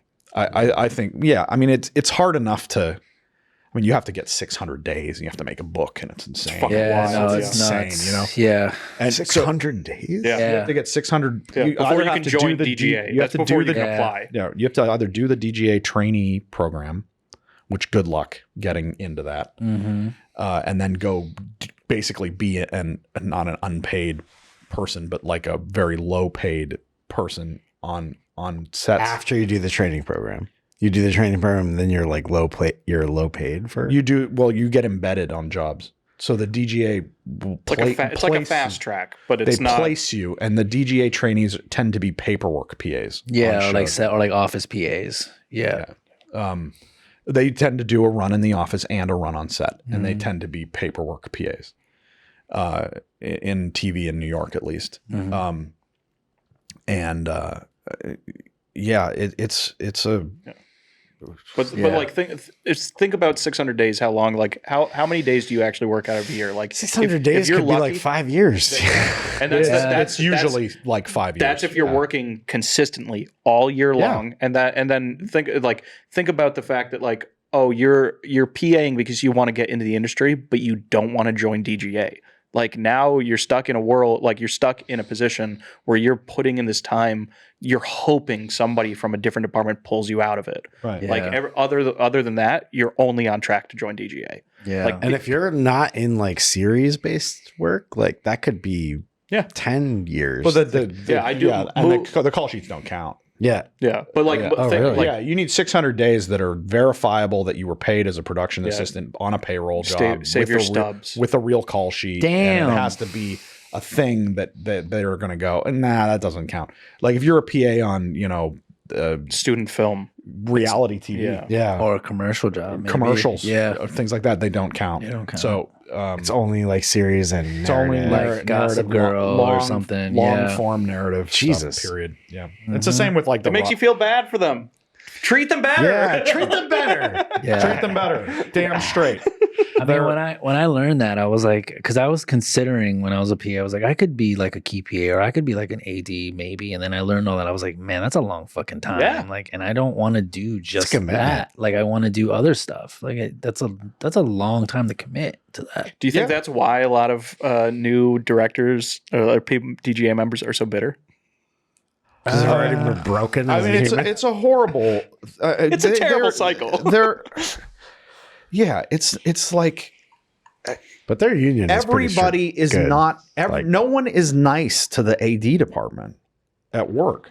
They're not. How many people are They're they not. nice to? They're not. Well, some of There's them a- are nice. it- Their it goes job back- is not to. It goes like, back and forth. Yeah. Yeah, but it's just it's. I mean, the business is tough in every capacity. There's no one who's like, well, this is the best. You know, at least from my experience, like. Unless you're the PA the first day. Yeah, like everybody's It's hard. Making movies is really hard, and it's really, it can be very tedious, and it can be very hard on your personal It's life. taxing It on takes you. all kinds of time. We really don't get paid enough money. For the amount of hours that you put in. We don't No, get not paid at all. enough. no. We don't get paid No enough one money. gets into this industry to make money. Yeah. Yeah, I know. And it's sort of like, you're making a movie in New York and you got an hour commute there and back, and they don't have parking for you, and they don't have blah blah blah, and it's you're working G&E, you're going to wear a rain suit, and you might as well be working on a crab boat. Yeah, exactly. Out there in the fucking Your earning potential Oh my in the God. crab boat is higher. The job that I'm on right now, I've been out of studios for so long. The first week that I was rigging back up in the grid, like I inhaled so much dust and bullshit that was up there. I was literally in the hospital after my first Asbestos. week back. It's called asbestos. No, it's not asbestos. It wasn't the fire retardant stuff. It was literal dust. It's not so gross. It's not asbestos right now, but in 30 years it'll be like, But it's the did new you work asbestos. at? Yeah, it was like Call it's, this number. people are like, yeah, you do physical labor, but it's like I went home and I was coughing so much that I was throwing up. I went to the hospital on my 2 days off. Like that's the fucked. and then so it's like I came back with steroids and then I'm back on the job and I'm fine now. But like that was my welcome back from the strike. Holy shit. Like, Yeah. Damn. Yeah. No, it's crazy. out This there. is all great, but I want to. No, we can segue. I want to divert back to Super Bowl. the Super Bowl. So, okay, I was I'm operating blah blah blah. When I transitioned from being a first AC to being an operator, I head teched for a year. I learned crane teched and head teched. I learned those robots and stuff, and I have a pretty significant background in computers. And all of that stuff is the same. It's just a thing with buttons on it. We talked earlier about how moving in 3D an astronaut space. can figure out how to use a red camera. Most people who are really computer savvy can figure out how to use a Libra head. Even though the controller's one of the silliest things ever made. But so like, Are you a wheels guy? I'm whatever it. I'm good on This is a running joke. So no, I mean I appreciate Joe Baris and that Russian arm that I've been in thousands of hours over the years. Which one? The Honda Fit one? All or- of them. I've been working with those guys since You they were one of the fucking I love how many dated people back. know Joe. Like, So yeah, here's the thing about wheels versus the wheels versus joystick stuff. Sometimes you want wheels and sometimes you want a joystick. Yeah. And if you're on a racetrack, you want a joystick. yeah. And if you're gonna shoot a guy getting into a cab and then the cab driving away, you want wheels. Yeah. It just sort of depends on what you're doing. So you got to know both almost. Yeah, I mean, you're operating a camera. It's just the thing. You can get a level of precision with wheels that you can't get with joysticks. And if wheels are going to work, I prefer wheels. I'm really good on wheels. He's a wheels guy. Would you say? What would you say? It's like I am precision versus also- speed, because that's kind of what it So sounds like you to can me. go with a joystick. You can whip to a shot and then just let go of it, And and stops then the moving. It rest sticks. of the world does the work for Yeah. you. So you don't have to constantly be all over it. I don't know. Depends on the job. Yeah. You know, the guy who did Fury Road, which is one of the most incredible piece of arm car work ever done. half of it's on wheels and half of it's on joysticks. Mm. Just fucking, it's whatever. So we gotta get that guy. Is what you're saying? We gotta get that guy. I think he lives in Atlanta. They almost won an Academy Award for that, and like Fury Road is insane. All that stuff was practical, and all those driving sequences. The movie's great, dude. It's okay. But as a movie, it's okay. But as bringing back Mad Max, and it's like they did it right. He got the technology to do what he was trying to do like 20, 30 years ago. Think how many movies like have been recreated or brought back, and they're like they just fucking half-ass. You think the new Blade Runner lived up to the original? Like that lived up to the original. No, I do not think. No, I know, but that's what I'm saying. I don't think it did either, but a lot of people do. No, but what I'm saying is that Mad Max did live up to the original. I thought Fury Road fucking kicked ass as well. Yeah. So I mean, whatever, wheels, joysticks.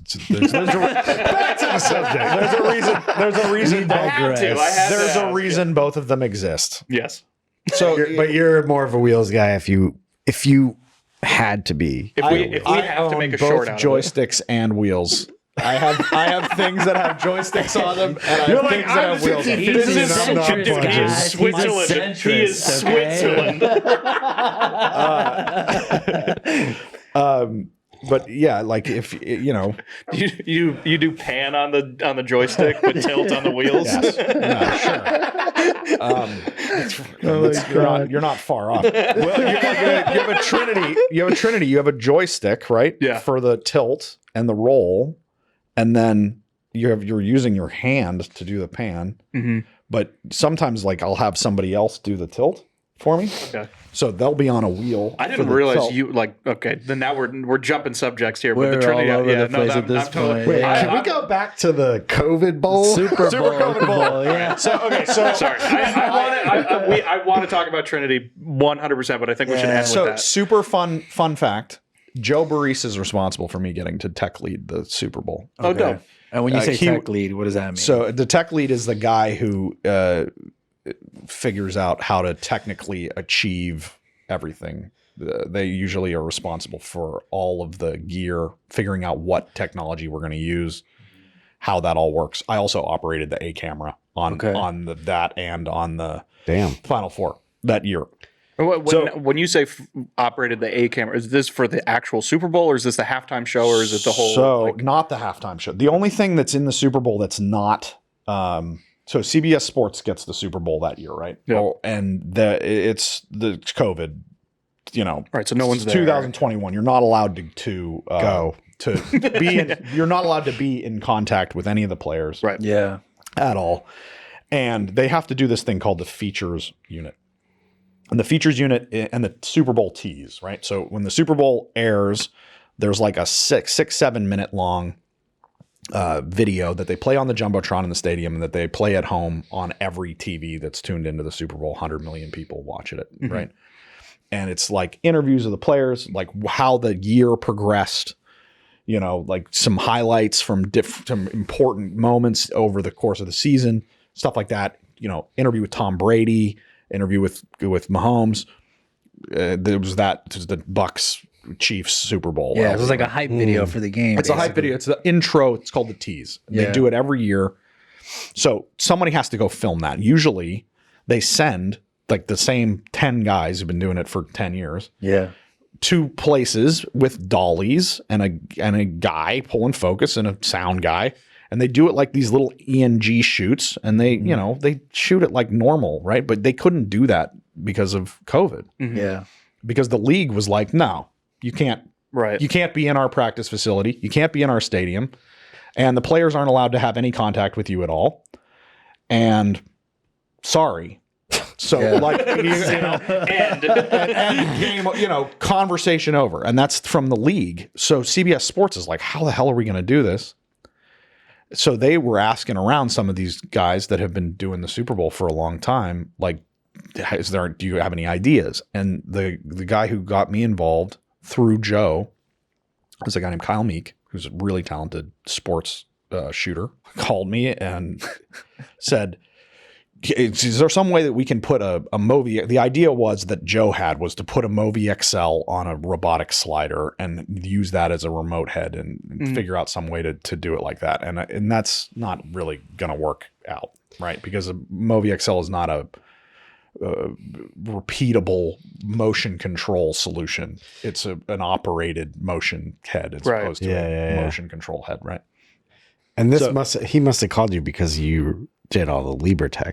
Yeah, and also I helped them with their Russian arm and the Movi, and I had all that stuff. So for a lot of that time, and he knew I was just a nerd, and maybe I could figure it out, right? So so they called me, and it was like on a Thursday, right? And they were like, "We want to try and do this.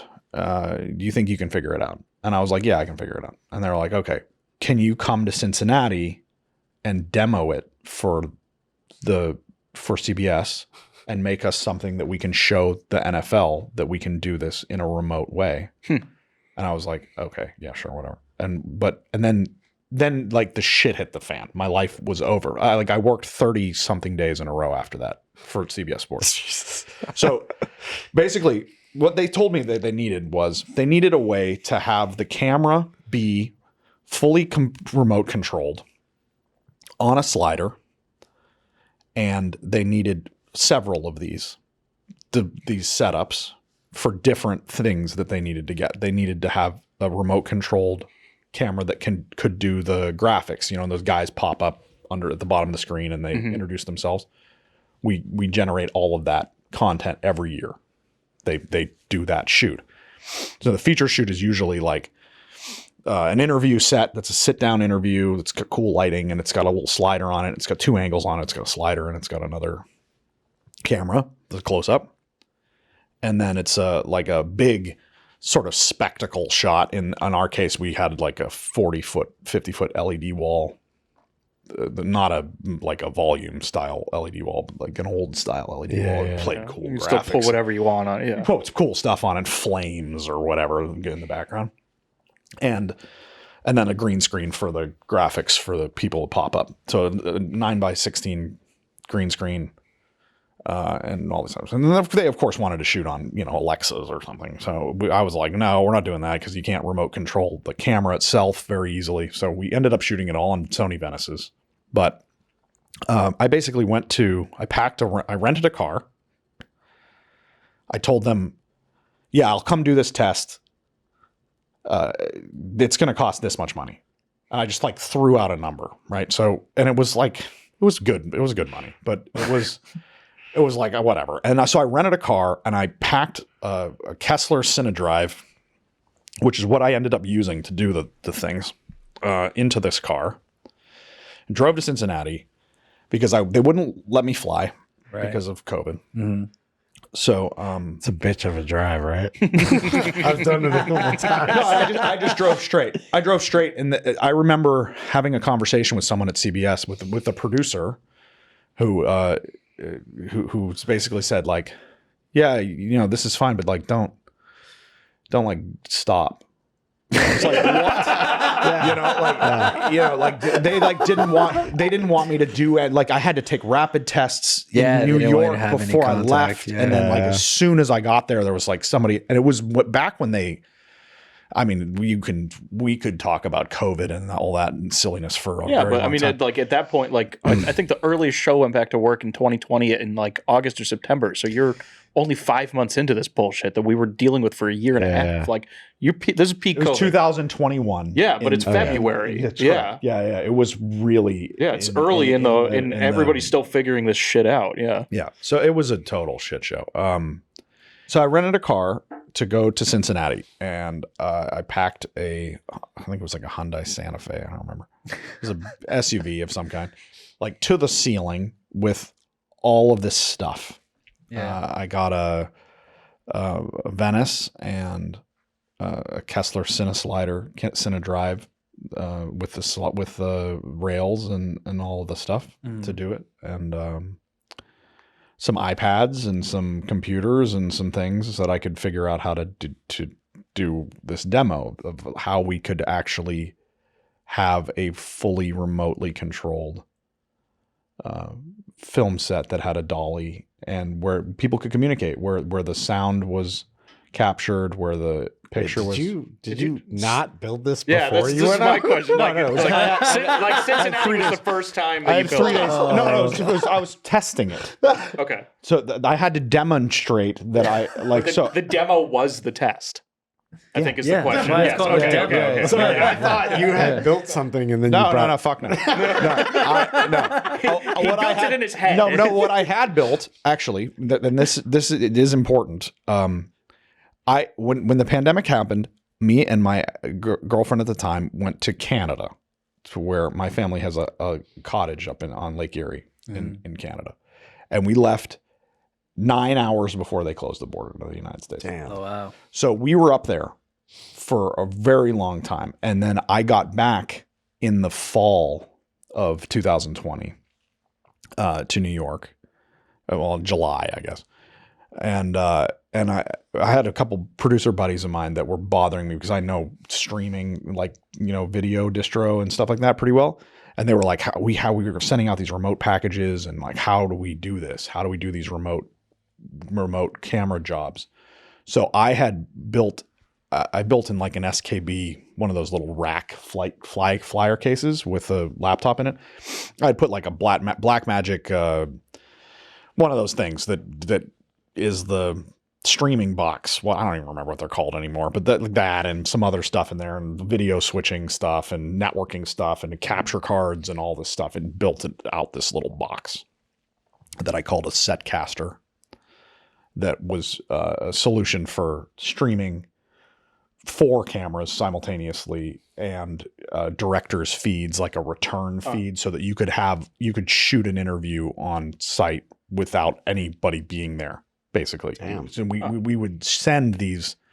So we did a couple commercials where I was the DP, remote DP or whatever. And we would send Pelican cases with like a red with all these modules in it and a laptop and all this stuff to, like, we did one that was in the Dominican Republic. That's like a hilarious other story. I don't want to get into that. But and then they would just hand this red camera to the actor, and I was pulling focus and dealing with all of the settings of the camera from my office in Brooklyn.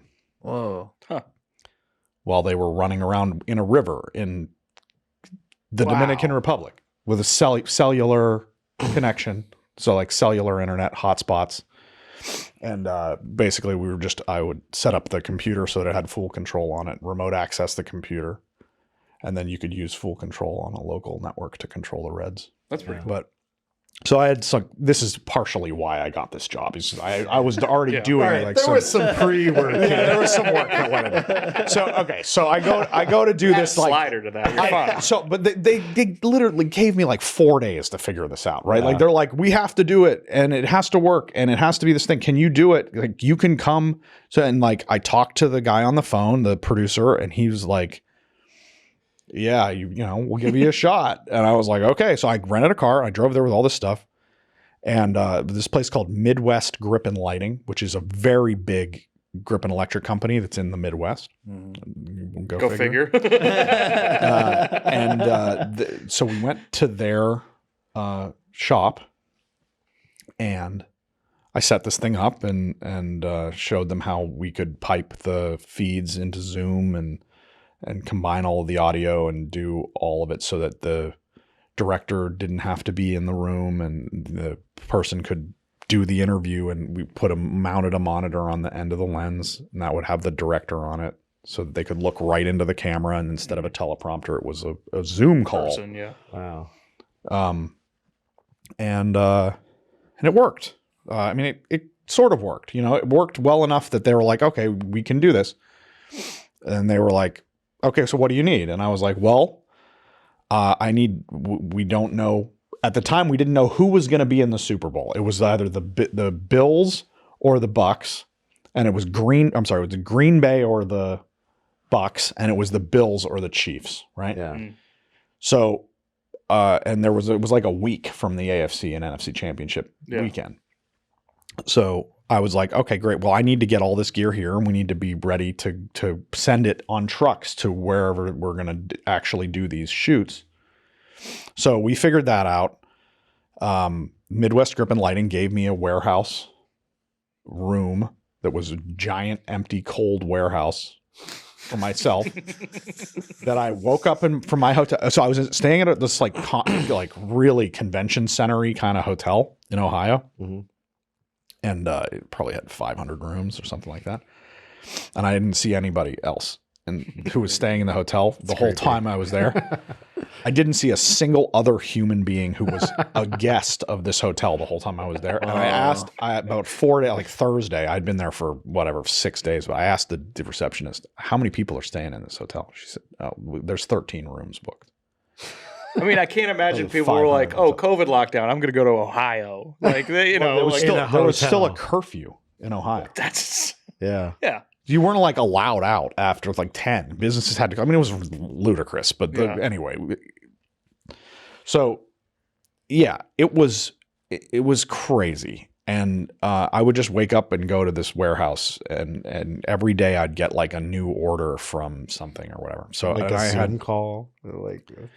No, I mean, well, because what I was doing is we needed 8 Sony Venices and 6 of these robots, 6 Kessler Cinesliders, Cinedrives or whatever. So I just started getting on the phone. I had help, I had a lot of my friends, my business partner Nico and some other folks who we just started reaching out to people all over the country to get a hold of these Kessler Cinedrives because they didn't exist. They were all like people who shot time-lapse photos and stuff like that. Like that's what they're for. So, and we needed specific motors. We needed specific. Why'd you choose a Venice? Is the Venice? Because the Venice is at the fully time remote control. Yeah, it's very easy to do everything remotely with the Sony Venice, and the Venice exports 12G, and one of the criteria of this shoot is that I had to be able to shoot 60 frames, 4K, and record it remotely. Yeah. So we'll get into that. Yeah. But yeah, the Venice was the only option. Yeah. So I started ordering stuff. I just started calling rental houses, calling people, FedEx me your Cineslider, whatever. So every day I would go down to the hotel desk and there'd be like a dolly with, like a Magliner just stacked with boxes. I'd put them all in my rental car, drive them over to the studio, unpack everything. They hired me some local camera assistants to help me like label and stripe all this stuff. So I put like different colored e-tape on every cable, every motor, every case from all these different robots we got the robots from 5 different companies, six complete Cinesliders with track and the belts and all the cables and the remote control joystick and all of the things. And, so I striped them all so that we could get them back because I ended up having to FedEx them back to all of these human beings, and I got one from like Michael Sutton, who has that company Mutiny now. They make like modules for Red cameras, and he makes some of the nicest like little electronic widgets and run stops and things for Komodos and all this other stuff. But he sent me some, and Adrian Onita sent me some, who's another time lapse I think he just does Unreal now. That's like all he does. So all these like sort of tech wizard guys, but owner operators sent me all of these things, and Kessler sent me stuff and from Kessler Crane, and Eric, he lives in Indiana somewhere in the middle of nowhere. And then I worked with PRG, who is a big broadcast style company. Yeah, they're big. They're big. And the guy who sold me my Steadicam is Victor Avila. He used to work at Able Cine, and he was working at PRG at the time, and so he helped me get all of this order together for all 8 Venices and all the engineering, all that stuff. And I hired some engineers and DITs in New York to go and start getting started building the engineering racks, which were, big, 16U, 24U racks that I needed to have all this stuff in it, networking and switches and video stuff. We used a thing called a multi-dyne 4K5, which is they're called silverbacks, but they're a fiber optic module that you can put on any camera. And so that's how I was connecting the cameras via fiber optic cable to our truck. So all this stuff just started showing up, and I was in this room like I think eight days. I did all the prep myself. Like aside from labeling things, which is what I had help with, I built all 8 of these Sony Venices and set up all the multi-dynes, pulled, miles of cable out of bins and separated it so that there were 4 Venices that were going on this truck. And I packed the trucks. 4 Venices are going on this truck. These robots are going on this truck. These robots are going on this truck. And I got a piece of red tape and I put AFC on it. And I stuck it on the steering wheel on one of the trucks, NFC blue tape on the other one. And then we just waited to see whether the truck was going to go to Green Bay or the fucking Buffalo or where it was going to go. And the drivers were standing by at this place when the game ended to leave to go where they were going to go. Wow. Right. At the same time as all of that's happening, I have to figure out how we're going to do the actual direction, how we're going to build these sets. And what we ended up doing is we ended up building like a tent city that was plotted out in the parking lot of the practice facilities, both in Kansas City and in Tampa Bay. So they built 3 sets in tents outside in Kansas City in 20-degree weather. Yeah, perfect time of year to do this. That was great. And so one of them was a big LED wall set, and one of them was the green screen set, and one of them was our interview set. And then we had a TV truck and fiber optic. It was run from those robots and those cameras back up to the TV truck. And my whole crew was in that TV truck. And at one point, we weren't allowed on the set. Right. I think it was like 24 hours. We had to have been gone for 20 hours or something. No coughing. Yeah. No coughing. Right. Whatever.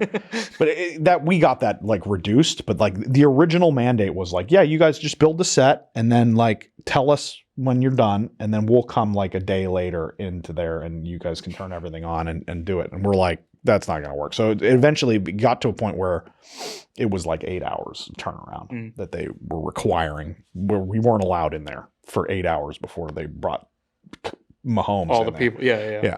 We built this whole thing, and it was the way that I did it is I used Zoom. Everybody had their own opinions about what the best way to stream stuff is. It's Zoom. The answer is Zoom. I am living proof. I got nominated for an Emmy for doing that work. Wow. And it's fucking Zoom. Zoom was the answer all along. Everybody's using Microsoft Teams and Google blah blah and all this other crap for that whole time. They should have been using Zoom like every high school student in the world was. Is this where we talk about how the fuck did Skype screw this up? Yeah, I was just about to say that. Like, legit, they were doing this for like 10 years before. Yeah. Just takes too much bandwidth. Zoom's compression was amazing, and it's open source, and it supported everything. And it was the thing. Did you get that like VIP Zoom that allowed you to stream at like a higher? You just called them. Yeah. You don't even need. That's what I mean. People didn't even get this. I called them one time and I was like, "Hey, can you guys make this 4K?" And they're like, "Yeah." What's your account number? So I was like, "Oh, it's this." And they're like, "Okay, it's 4K now." You're not using it for actual recording or anything like that. Like there's no compression. That it's just so everybody can see everything that's going on. It was so that the players who were on these sets could see the directors who were in their apartments in New York. Yeah. For the actual shoot on a Zoom call directing Tom Brady. Right. So they could see the directors on the monitors. And they could communicate with them in real time, and vice versa. So the director in New York was on a Zoom call, and 3 different sets, 3 different Zoom calls, right, at the same going on simultaneously, which is another whole thing. Mute yourself. Can you mute yourself? I don't know. And that's another thing. Like once you understand how you can set these up, you can have total control over the whole streaming one person can have total control over that. So in the case of Kansas City, the person who had control over it was the guy operating the camera in the room. So I had a laptop that was running this software called Chaos. That's the software that controls the robot. Love that name. It's KOS. Oh, okay. Don't love it as much. Kessler operating system. Got it. Okay. And then I had a laptop that was the Zoom call. And then I had an iPad that was another Zoom call that had the other Zoom calls on it. And then I had another iPad that had the other Zoom calls on it. Jesus Christ. so that I could simultaneously operate the camera while we were interviewing Patrick Mahomes and Travis Kelce and stuff. I could operate the camera and I could manage that Zoom with the director that was on that call. And then I could also see what the B camera was doing on the LED wall set and see what the green screen camera was doing on the other set. Wow. Yeah, it was a lot. So that's insane amount. Yeah, so it was a lot. And so we weren't allowed in the room, right? So that we built all this stuff, we left it on, 25 degrees, there's snow all over the ground. We're a quarter mile away from this sets. And it's all going over fiber optic cable. And each of the sets had its own network. Because the way the robots work, you can't have them all on the same network. Because it's called an ad hoc network as opposed to an infrastructure network. So the robots work only in ad hoc. So they do supposedly work in infrastructure, but it wasn't working. So we had to make 3 different networks for each of the sets so that the robot was each robot had its own network, is what I'm saying. Yeah. Nothing was overlapping. They couldn't, you weren't cross-communicating. It wouldn't work if you had it set up like this. So basically the fiber optic had Ethernet is one of the things that breaks out of that fiber optic. So I had built a router at one end, a cellular router. So, here's another thing. We weren't allowed to use their internet. So I had to make my because own. You might give the internet COVID. I had to make my own internet. So we bought Pep Links. The Pep Wave Transit Duo is the one that I used, which is a cellular modem, and it has a couple. You get SIM cards, and you put SIM cards. Separate different networks. Yeah. So I got 3 of those, one for each set, so that each set had its own internet connection, and that's how we did this. Damn. So cellular. The truck wasn't attached to anything. I'm surprised Starlink didn't want to get in on this. This kind of feels a little shitty rigged. It was a little shitty rigged. It was definitely a little shitty rigged. So yeah, going to Best Buy. Oh my God, no, we did. We went to Best Buy. Believe me, because the little paddles. I learned so much about all this crap. So if you have a MacBook Pro, the Apple paddle, right? That USB hub that's in there is you can't have certain stuff doesn't work and certain stuff does work. It's ridiculous. So if you don't use the Apple paddle for the HDMI out from the laptop, when you convert it, you don't have if you use anything but the Apple paddle, it strips the header off the video signal. Which means that if you drop the connection or you switch the camera on and off, or you switch the feed from that to the camera on the laptop and back, it loses it and you have to start over, right? So you forced to buy the Apple product. So I was like, okay, we need 6 of these. We need 6 Apple paddles with the HDMI for the outputs from the computers. Because basically what you're doing is you're setting up a mirrored screen for what the camera sees, right? Is your client of Zoom, and you're feeding the camera signal in from the HDMI, and you're simultaneously feeding the audio in from the mixers. The sound mixer's got an output. It goes into the thing. It's called mix minus. Because Zoom does this thing called mix minus, which means that it doesn't. so it doesn't feedback. You know, remember Zoom calls and you get to that weird feedback? So you have to figure that out too, right? So you have to figure out a way to isolate and sync the audio and the picture in the Zoom while still having a sound mixer who's not mad at you because you basically eliminated his need to be there. Sorry, Alan. Well, I mean, they did still need to be there, but yeah, no, we still need him. Yesterday was proof. Yeah. So then that's all going into the thing, and then what happens is that you pin the camera feed, and then that becomes that client in Zoom. And then you output that from the HDMI back into a video switcher, and that's how you can monitor on your set. The funniest thing about this is that it's like the actual recording of like the Sony Venices and the robotic cameras seems to be the easy part. Oh no, that was the cameras and operating the cameras was the easy part. Yeah, I'm not gonna lie. You're talking to me, and like as you're talking to me, I'm just like.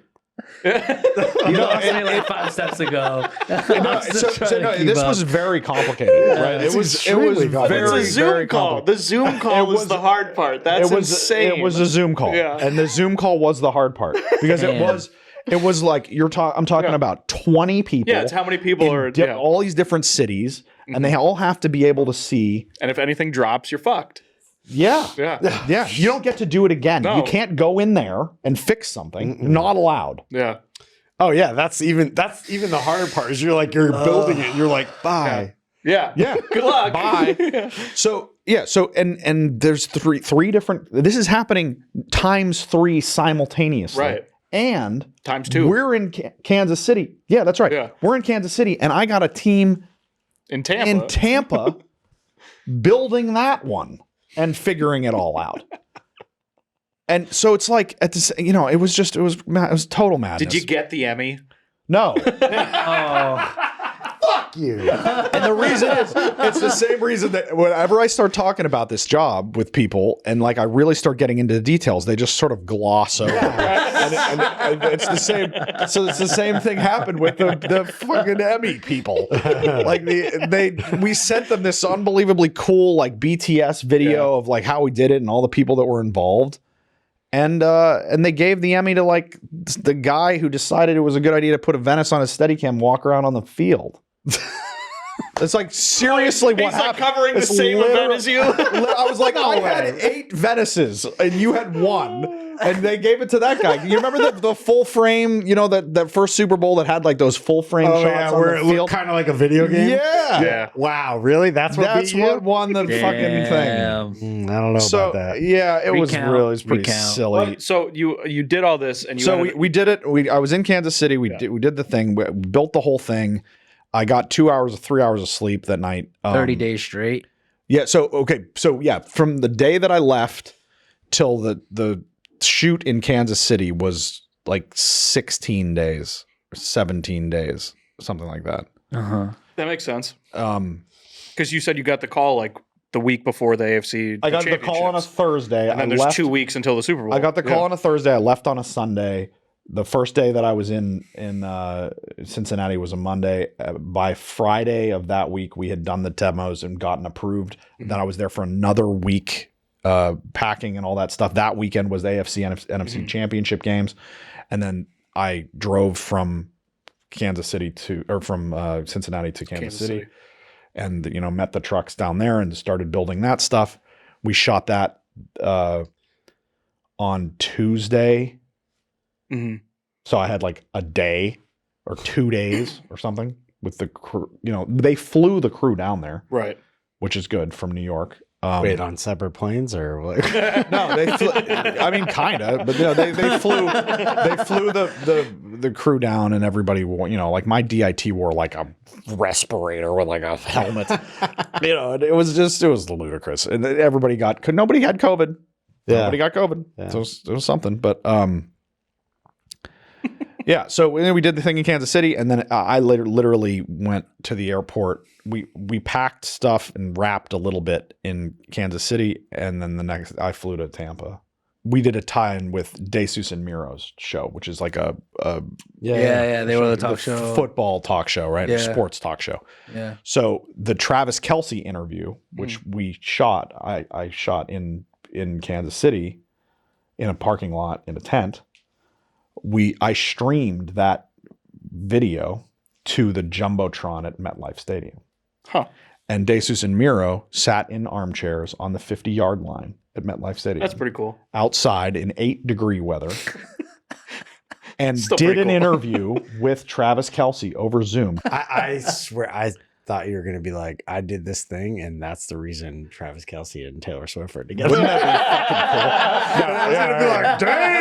No. But so yeah, there's a part of that Super Bowl where the Travis Kelce's on the DeSuze and Miro show, and there's an episode of their show where they're talking to him like, and then there's obviously Sports Center.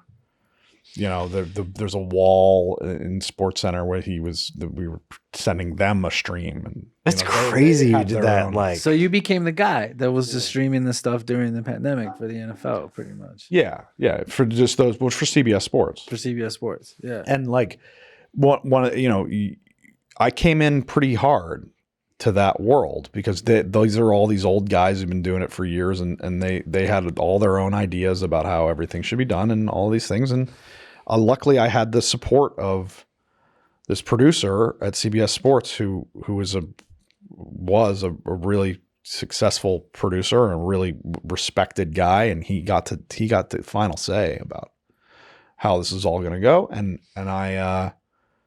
he you know, he had a lot of faith in me. He put a lot of faith in me. He put a lot of money behind me succeeding. Yeah. They didn't say no to me for a month. Damn. And like, I mean, you guys have all worked on jobs and movies and stuff. I mean, that is an unbelievably dangerous I don't think they ever say yes to me. That's a good thing, Bert. That's a good thing. People have said no to me since, you know, a lot. And so it was kind of crazy. Like I kind of just got to do it the way that I thought it was going to work the best. And it turned out to work pretty damn well. Yeah. It really did. And, but it was so much work. It was work for 50, like a crew of 15, and we had like 6 people. damn. Yeah. So because you can't have any more people, COVID, right? It was like the excuse for everything. And I got to push that back a little bit. Like at the beginning of the job, I said, so how much money do I get to spend on this? You know, like what's my budget like? And Gareth was like, well, I don't know. How much money do you think it's going to cost to do it? And he's like, you know, this is the Super Bowl. This is not, Dude, that's like your Christopher Nolan moment, right? I was like, well, you were the Christopher Nolan. I said, how much did you spend on this whole YouTube for all of this stuff last year? You know, the year before COVID. Like, he's like, I'll look it up. And then like, you know, a little while later. Fair point. I mean, on average, productions were probably like 33% higher during COVID. And it was like something like that. Yeah. So he said, you know, we spent $350,000 on all this stuff. You know, so you get $500,000. Yeah. And I said, okay, I think I'm going to spend like a little over $500,000. And he was like, okay, cool. So it was. I spent over $500,000. Well, you have to. Yeah, but it got fucking done. It got done. It got done, and the Super Bowl aired, and they had a tease. They had the stuff that they wanted, and the audience didn't notice a difference. Yes, it wasn't like it wasn't like suddenly a COVID you know, it wasn't like the you know, the Daily Show where it's like coming from live from, or even the fucking Oscars was like such a it was a brutal shit. Yeah, Oscars sucked. Yeah, it wasn't like that. It still felt like you gave that suspension of disbelief in a time when it was like impossible, fucking horrible. It's like this is a normalcy that you can. And it really did work. And so after that, if we want to talk about the Final Four, so we wrapped this job. I flew back to New York. I had 2 days of wrap out at PRG in New York once all the trucks got back. So it took a few days for the trucks to get back, and then we went back and tore everything apart, and I helped them pack the robots and send the robots back to all of these guys that rented us the robots, and we started working on that part of it. And I got hired on a movie called Archive 80, or a TV show called Archive 81 that was filming in Pittsburgh. So I rented another car. And do you own one? No. You do a lot of driving for a guy that doesn't have a car. I live in Bushwick. having a car is fucked. I don't know. I spend less money on taxis than it would cost me to own a car probably in New York. So, so I went to Pittsburgh, and I just like threw all my Steadicam gear and all this stuff into my car to go to Pittsburgh, and I went to Pittsburgh and I worked on this Netflix show. I think I had like 2 days off between the Super Bowl and this Netflix show. So I go full time on a TV show, COVID, face shield, whole 9 yards. That was a lot. And then I went right from there to Indianapolis to do the Final Four the same way that we were doing the Super Bowl. So the things that were the same about the Final Four and the Super Bowl was all of my streaming stuff, which was a huge success on the Final Four. Like that side of the Zoom and all the Zoom calls and all that stuff was just perfect. It was like totally flawless on the Final Four.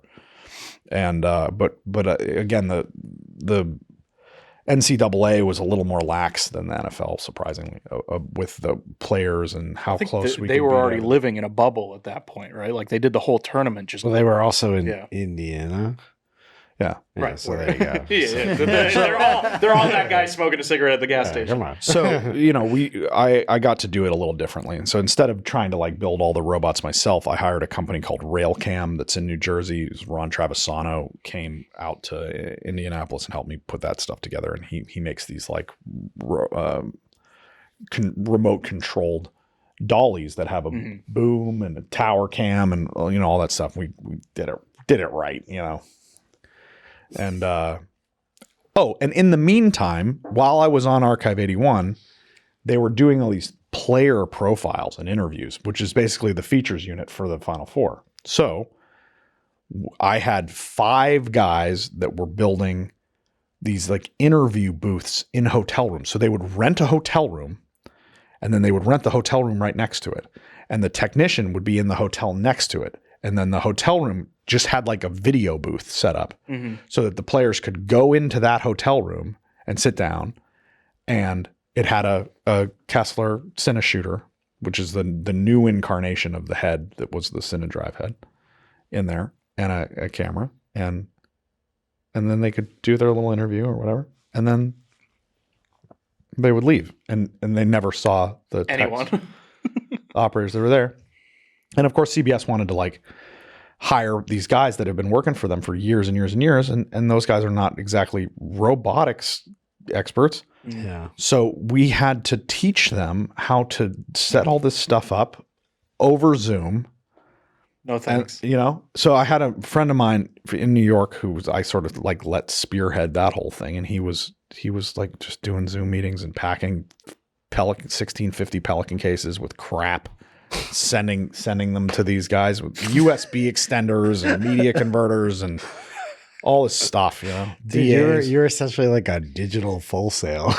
I was the I was just we were just teaching people like how to do all this engineering stuff and like how to just set up all of these really sort of complicated workflows, and it was great. I mean, it was amazing, and I'm never going to have to do it again.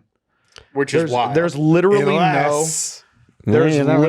no possible scenario other than like a plague. Bro, it's 2024. Anything can fucking happen. I'm just saying, it's not a thing. It's not, Fallout. You're gonna be the guy to do it anymore. You're gonna be the guy streaming between all the vaults when we're underground from the nuclear just fallout. Straight up, basically after this, like if anything goes wrong, you're gonna get a zillion phone calls. I am down to continue doing tech lead work on big stuff, but it's sort of. I kind of feel like, I'm really grateful for all of that opportunity, and like I got to do this really amazing thing, and it's never going to happen again. And I got to all my friends work at a time when nobody had any. Yeah, work, you were you sounded like you were busy. I was really busy, and I got to hire all these friends of mine, and they came with me and helped, and you know, it was really an amazing experience for all of us, and it was really hard. It was really challenging, and it was really sort of rewarding to like sit on. I was talking to on the phone call before. I was talking to John about how we were sitting in my buddy Brian's living room watching the Super Bowl, and we had invented a drinking game where we were trying to drink. We would take a drink of our beer every time we saw something on the screen that we had done during the Super Bowl. And like it was like 5 minutes. We're like, we're gonna die. We're gonna be we keep this up. I went through through 2 beers. They hadn't even done the coin toss yet. You know, like it was so ridiculous. So yeah, it just became like we got to do the super sports bowl. You know, dude, that's amazing. It was really cool. Yeah. So aside from being a tech lead, I know you also have a background as a Steadicam operator. Yeah, so I've been trying very hard for years to get back to being an artist and being a camera operator and being creative and doing those things that made me want to be a filmmaker in the first place. And so yeah, I'm a camera operator, and you know, like that's what I was doing on Arcade81, and I operated the A camera on both of the jobs for CBS Sports. Yeah. On top of dealing with all of the tech stuff. Yeah. So sat down and pushed the buttons, you know? Yeah. So yeah, I got into doing Steadicam about 7 years ago, and Trinity work, and I have a Trinity 2, and which is a newfangled gadgetry. Did you jump straight into the Trinity, or were you Steadicamming before? I was Steadicamming for a little bit, and so I got a call. Someone said, "Do you want to try and do this Trinity thing?" And I had come for a day of one of the Trinity workshops that they had done here, and went back when Airy had that space in Greenpoint. Mm-hmm. They had a Trinity workshop there, and I went and visited and got to play with the thing a little bit. And I was like, I can do this. You know? Because I feel like if like a Steadicam is like here, and then the Trinity adds like a whole nother level of like. Yeah, but you started doing Libra remote. I know, but just for people at home, like I've been in this industry. I wasn't any good at it, but yeah, I've been doing this. But it's one of those things. It's like it's a specialty of a specialty, and I feel like a lot of people haven't seen one, let alone worked with one. So it's one of those things.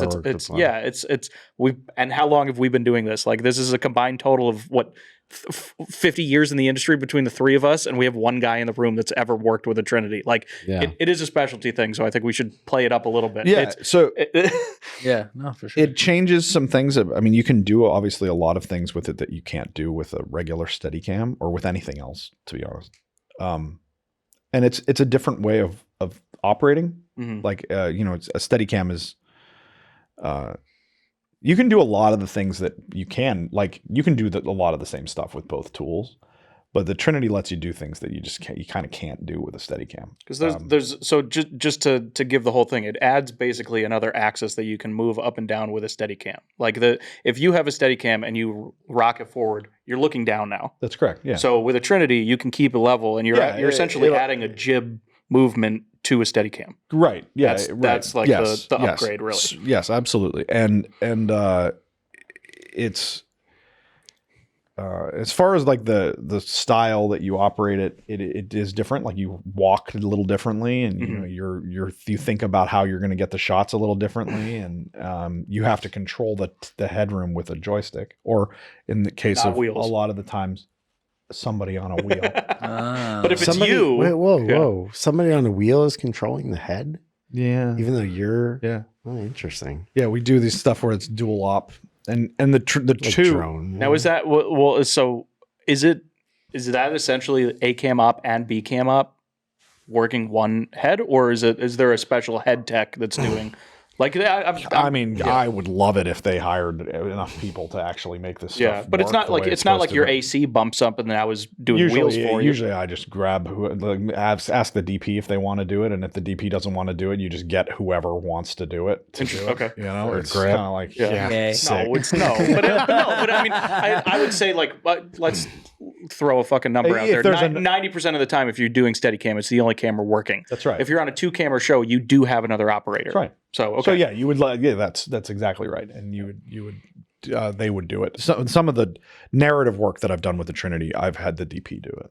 Okay. Because it's then DPs love having like a knob something to do. turn, or like something. It's always the iris. It just makes their whole day. So true. Yeah, they love it. You just give them a button to push, even if it doesn't do anything. They're gonna be. It's so true. I love it. Yeah. So yeah, the Trinity's cool, and like the new Trinity, the Trinity 1 basically just was a horizon, and you could roll it like about that much. Mm-hmm. The Trinity 2 does 360 rolls. It does. You can look straight up and straight down, which is something you can't really do with anything else. Yeah. What's like almost every head, if you look straight down, will get gimbal locked. Yeah. Where the motion of the arm that's suspending it doesn't move the head with the arm. It won't stay relative to the head. It's like too heavy for it or something? No, it's just the nature of the software that's designed to keep that thing from happening.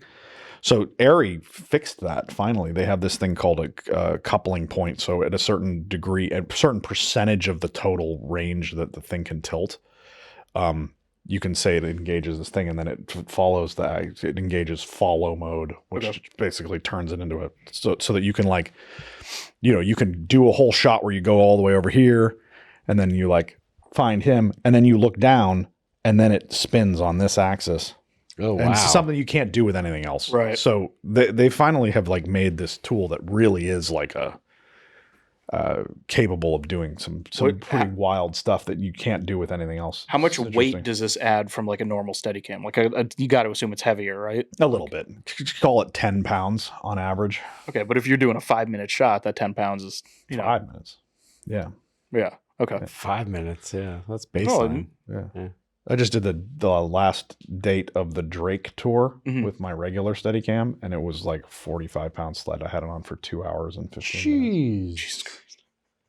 I took some breaks. So are there to like change batteries? But are there like not really? Though, are there like specific exercises you can do to like prepare yourself for like holding these long takes on a Steadicam? Like, So look, it's not that heavy. It's the thing about it is it's really not. It's like you're all together. You're wearing 60 pounds, 55 pounds, something like that on your body. You say that, but you're as somebody that's doing this all the time, as somebody that's trying it on for the first. Like, if it sucks for like the first 2 years. That's the thing. Yeah, if you're somebody that's looking to get into this, these are the kind of questions that we're like that I'm now asking you.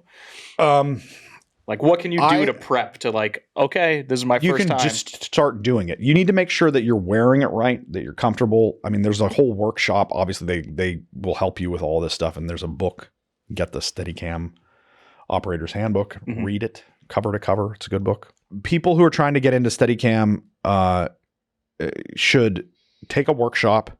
They should try and find some mentorship. There are bad habits that you can hurt yourself if you're doing these things improperly or have those bad habits. You will actually hurt yourself.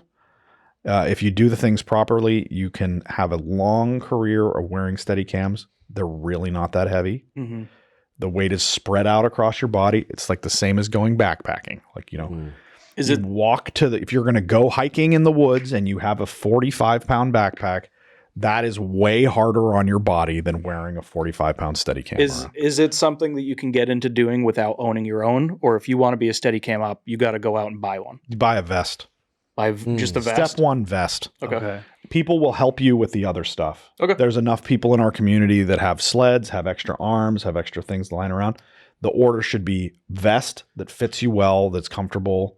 That's where you should spend your investment initially. And to be honest, the first thing you should really do is get a workshop, or, like if you, like I, AC'd for years before I started getting into Steadicam. So I had mentors. I had people who were Steadicam ops that let me try on their rigs and, I see that all the time. Like, if you are coming in cold and you're out of college and you want to be a Steadicam operator, or you want to at least learn about it and get into it, you go to a Tiffin workshop, go to a Silver workshop, learn how to use a Zephyr or a Flyer or a Scout. and you'll get a lot of really good information from that. And then if you really want to go down the road of getting proper training, you go to the SOA workshop in Philadelphia, and they do one in Los Angeles, they do one in Japan, they do one in Tenerife and the Canary Islands. Wow. Okay. Yeah, why not? Ton of Steadicam ops there. Yeah. And these are expensive workshops. I mean, it's like, you know, I it's, can imagine it's if you're in Canary thousands of Islands, dollars. like, yeah, Well, it's for sure. thousands of I dollars mean, you're everywhere. paying $17,000 for that towel already. You might as well take a workshop. Yeah. So the Steadicam is a no, we roll out on that camera. No, it's still No, it's still going. rolling. Okay. Yeah, you know, you're going to make an investment. And another thing is like a vest. You know, if you go buy a brand new Walter Klassen harness or a Pro vest or an X-Spine, you spend $7,500. Yeah. $8,000, whatever it is, on a vest. In a year, that vest's, if you spent $6,000 on a vest today, a brand new one, in a year, you're going to be able to sell that vest for $5,200. So it's going to cost you $800 to have your own shit for a year that fits you, that was made for you. It's a good idea. You know, it's a good idea if you are serious about getting into it to have that part, the vest that fits you, that Right. For sure. works for you. It's like the boots in skiing. Like That's right. You have to have the right boots. That's like, right. But every arm clips onto the vest. So as long as that part fits you, then you can use anybody else's. Okay. Arm sleds, all that stuff works with anything. So it's absolutely right. You want to be starting with that, the basics. Okay. You said you had other questions. I asked about 4 of them, so that was Okay. The exercises seem to be the one that. Yeah, I mean, it was like So, walking doing these- backwards or Don Juan. I don't know what the fuck that means. Don Juan is when you're walking Side forwards step. and you're pointing the camera behind you. And there's a exercise that we do that's called like a line this. dance.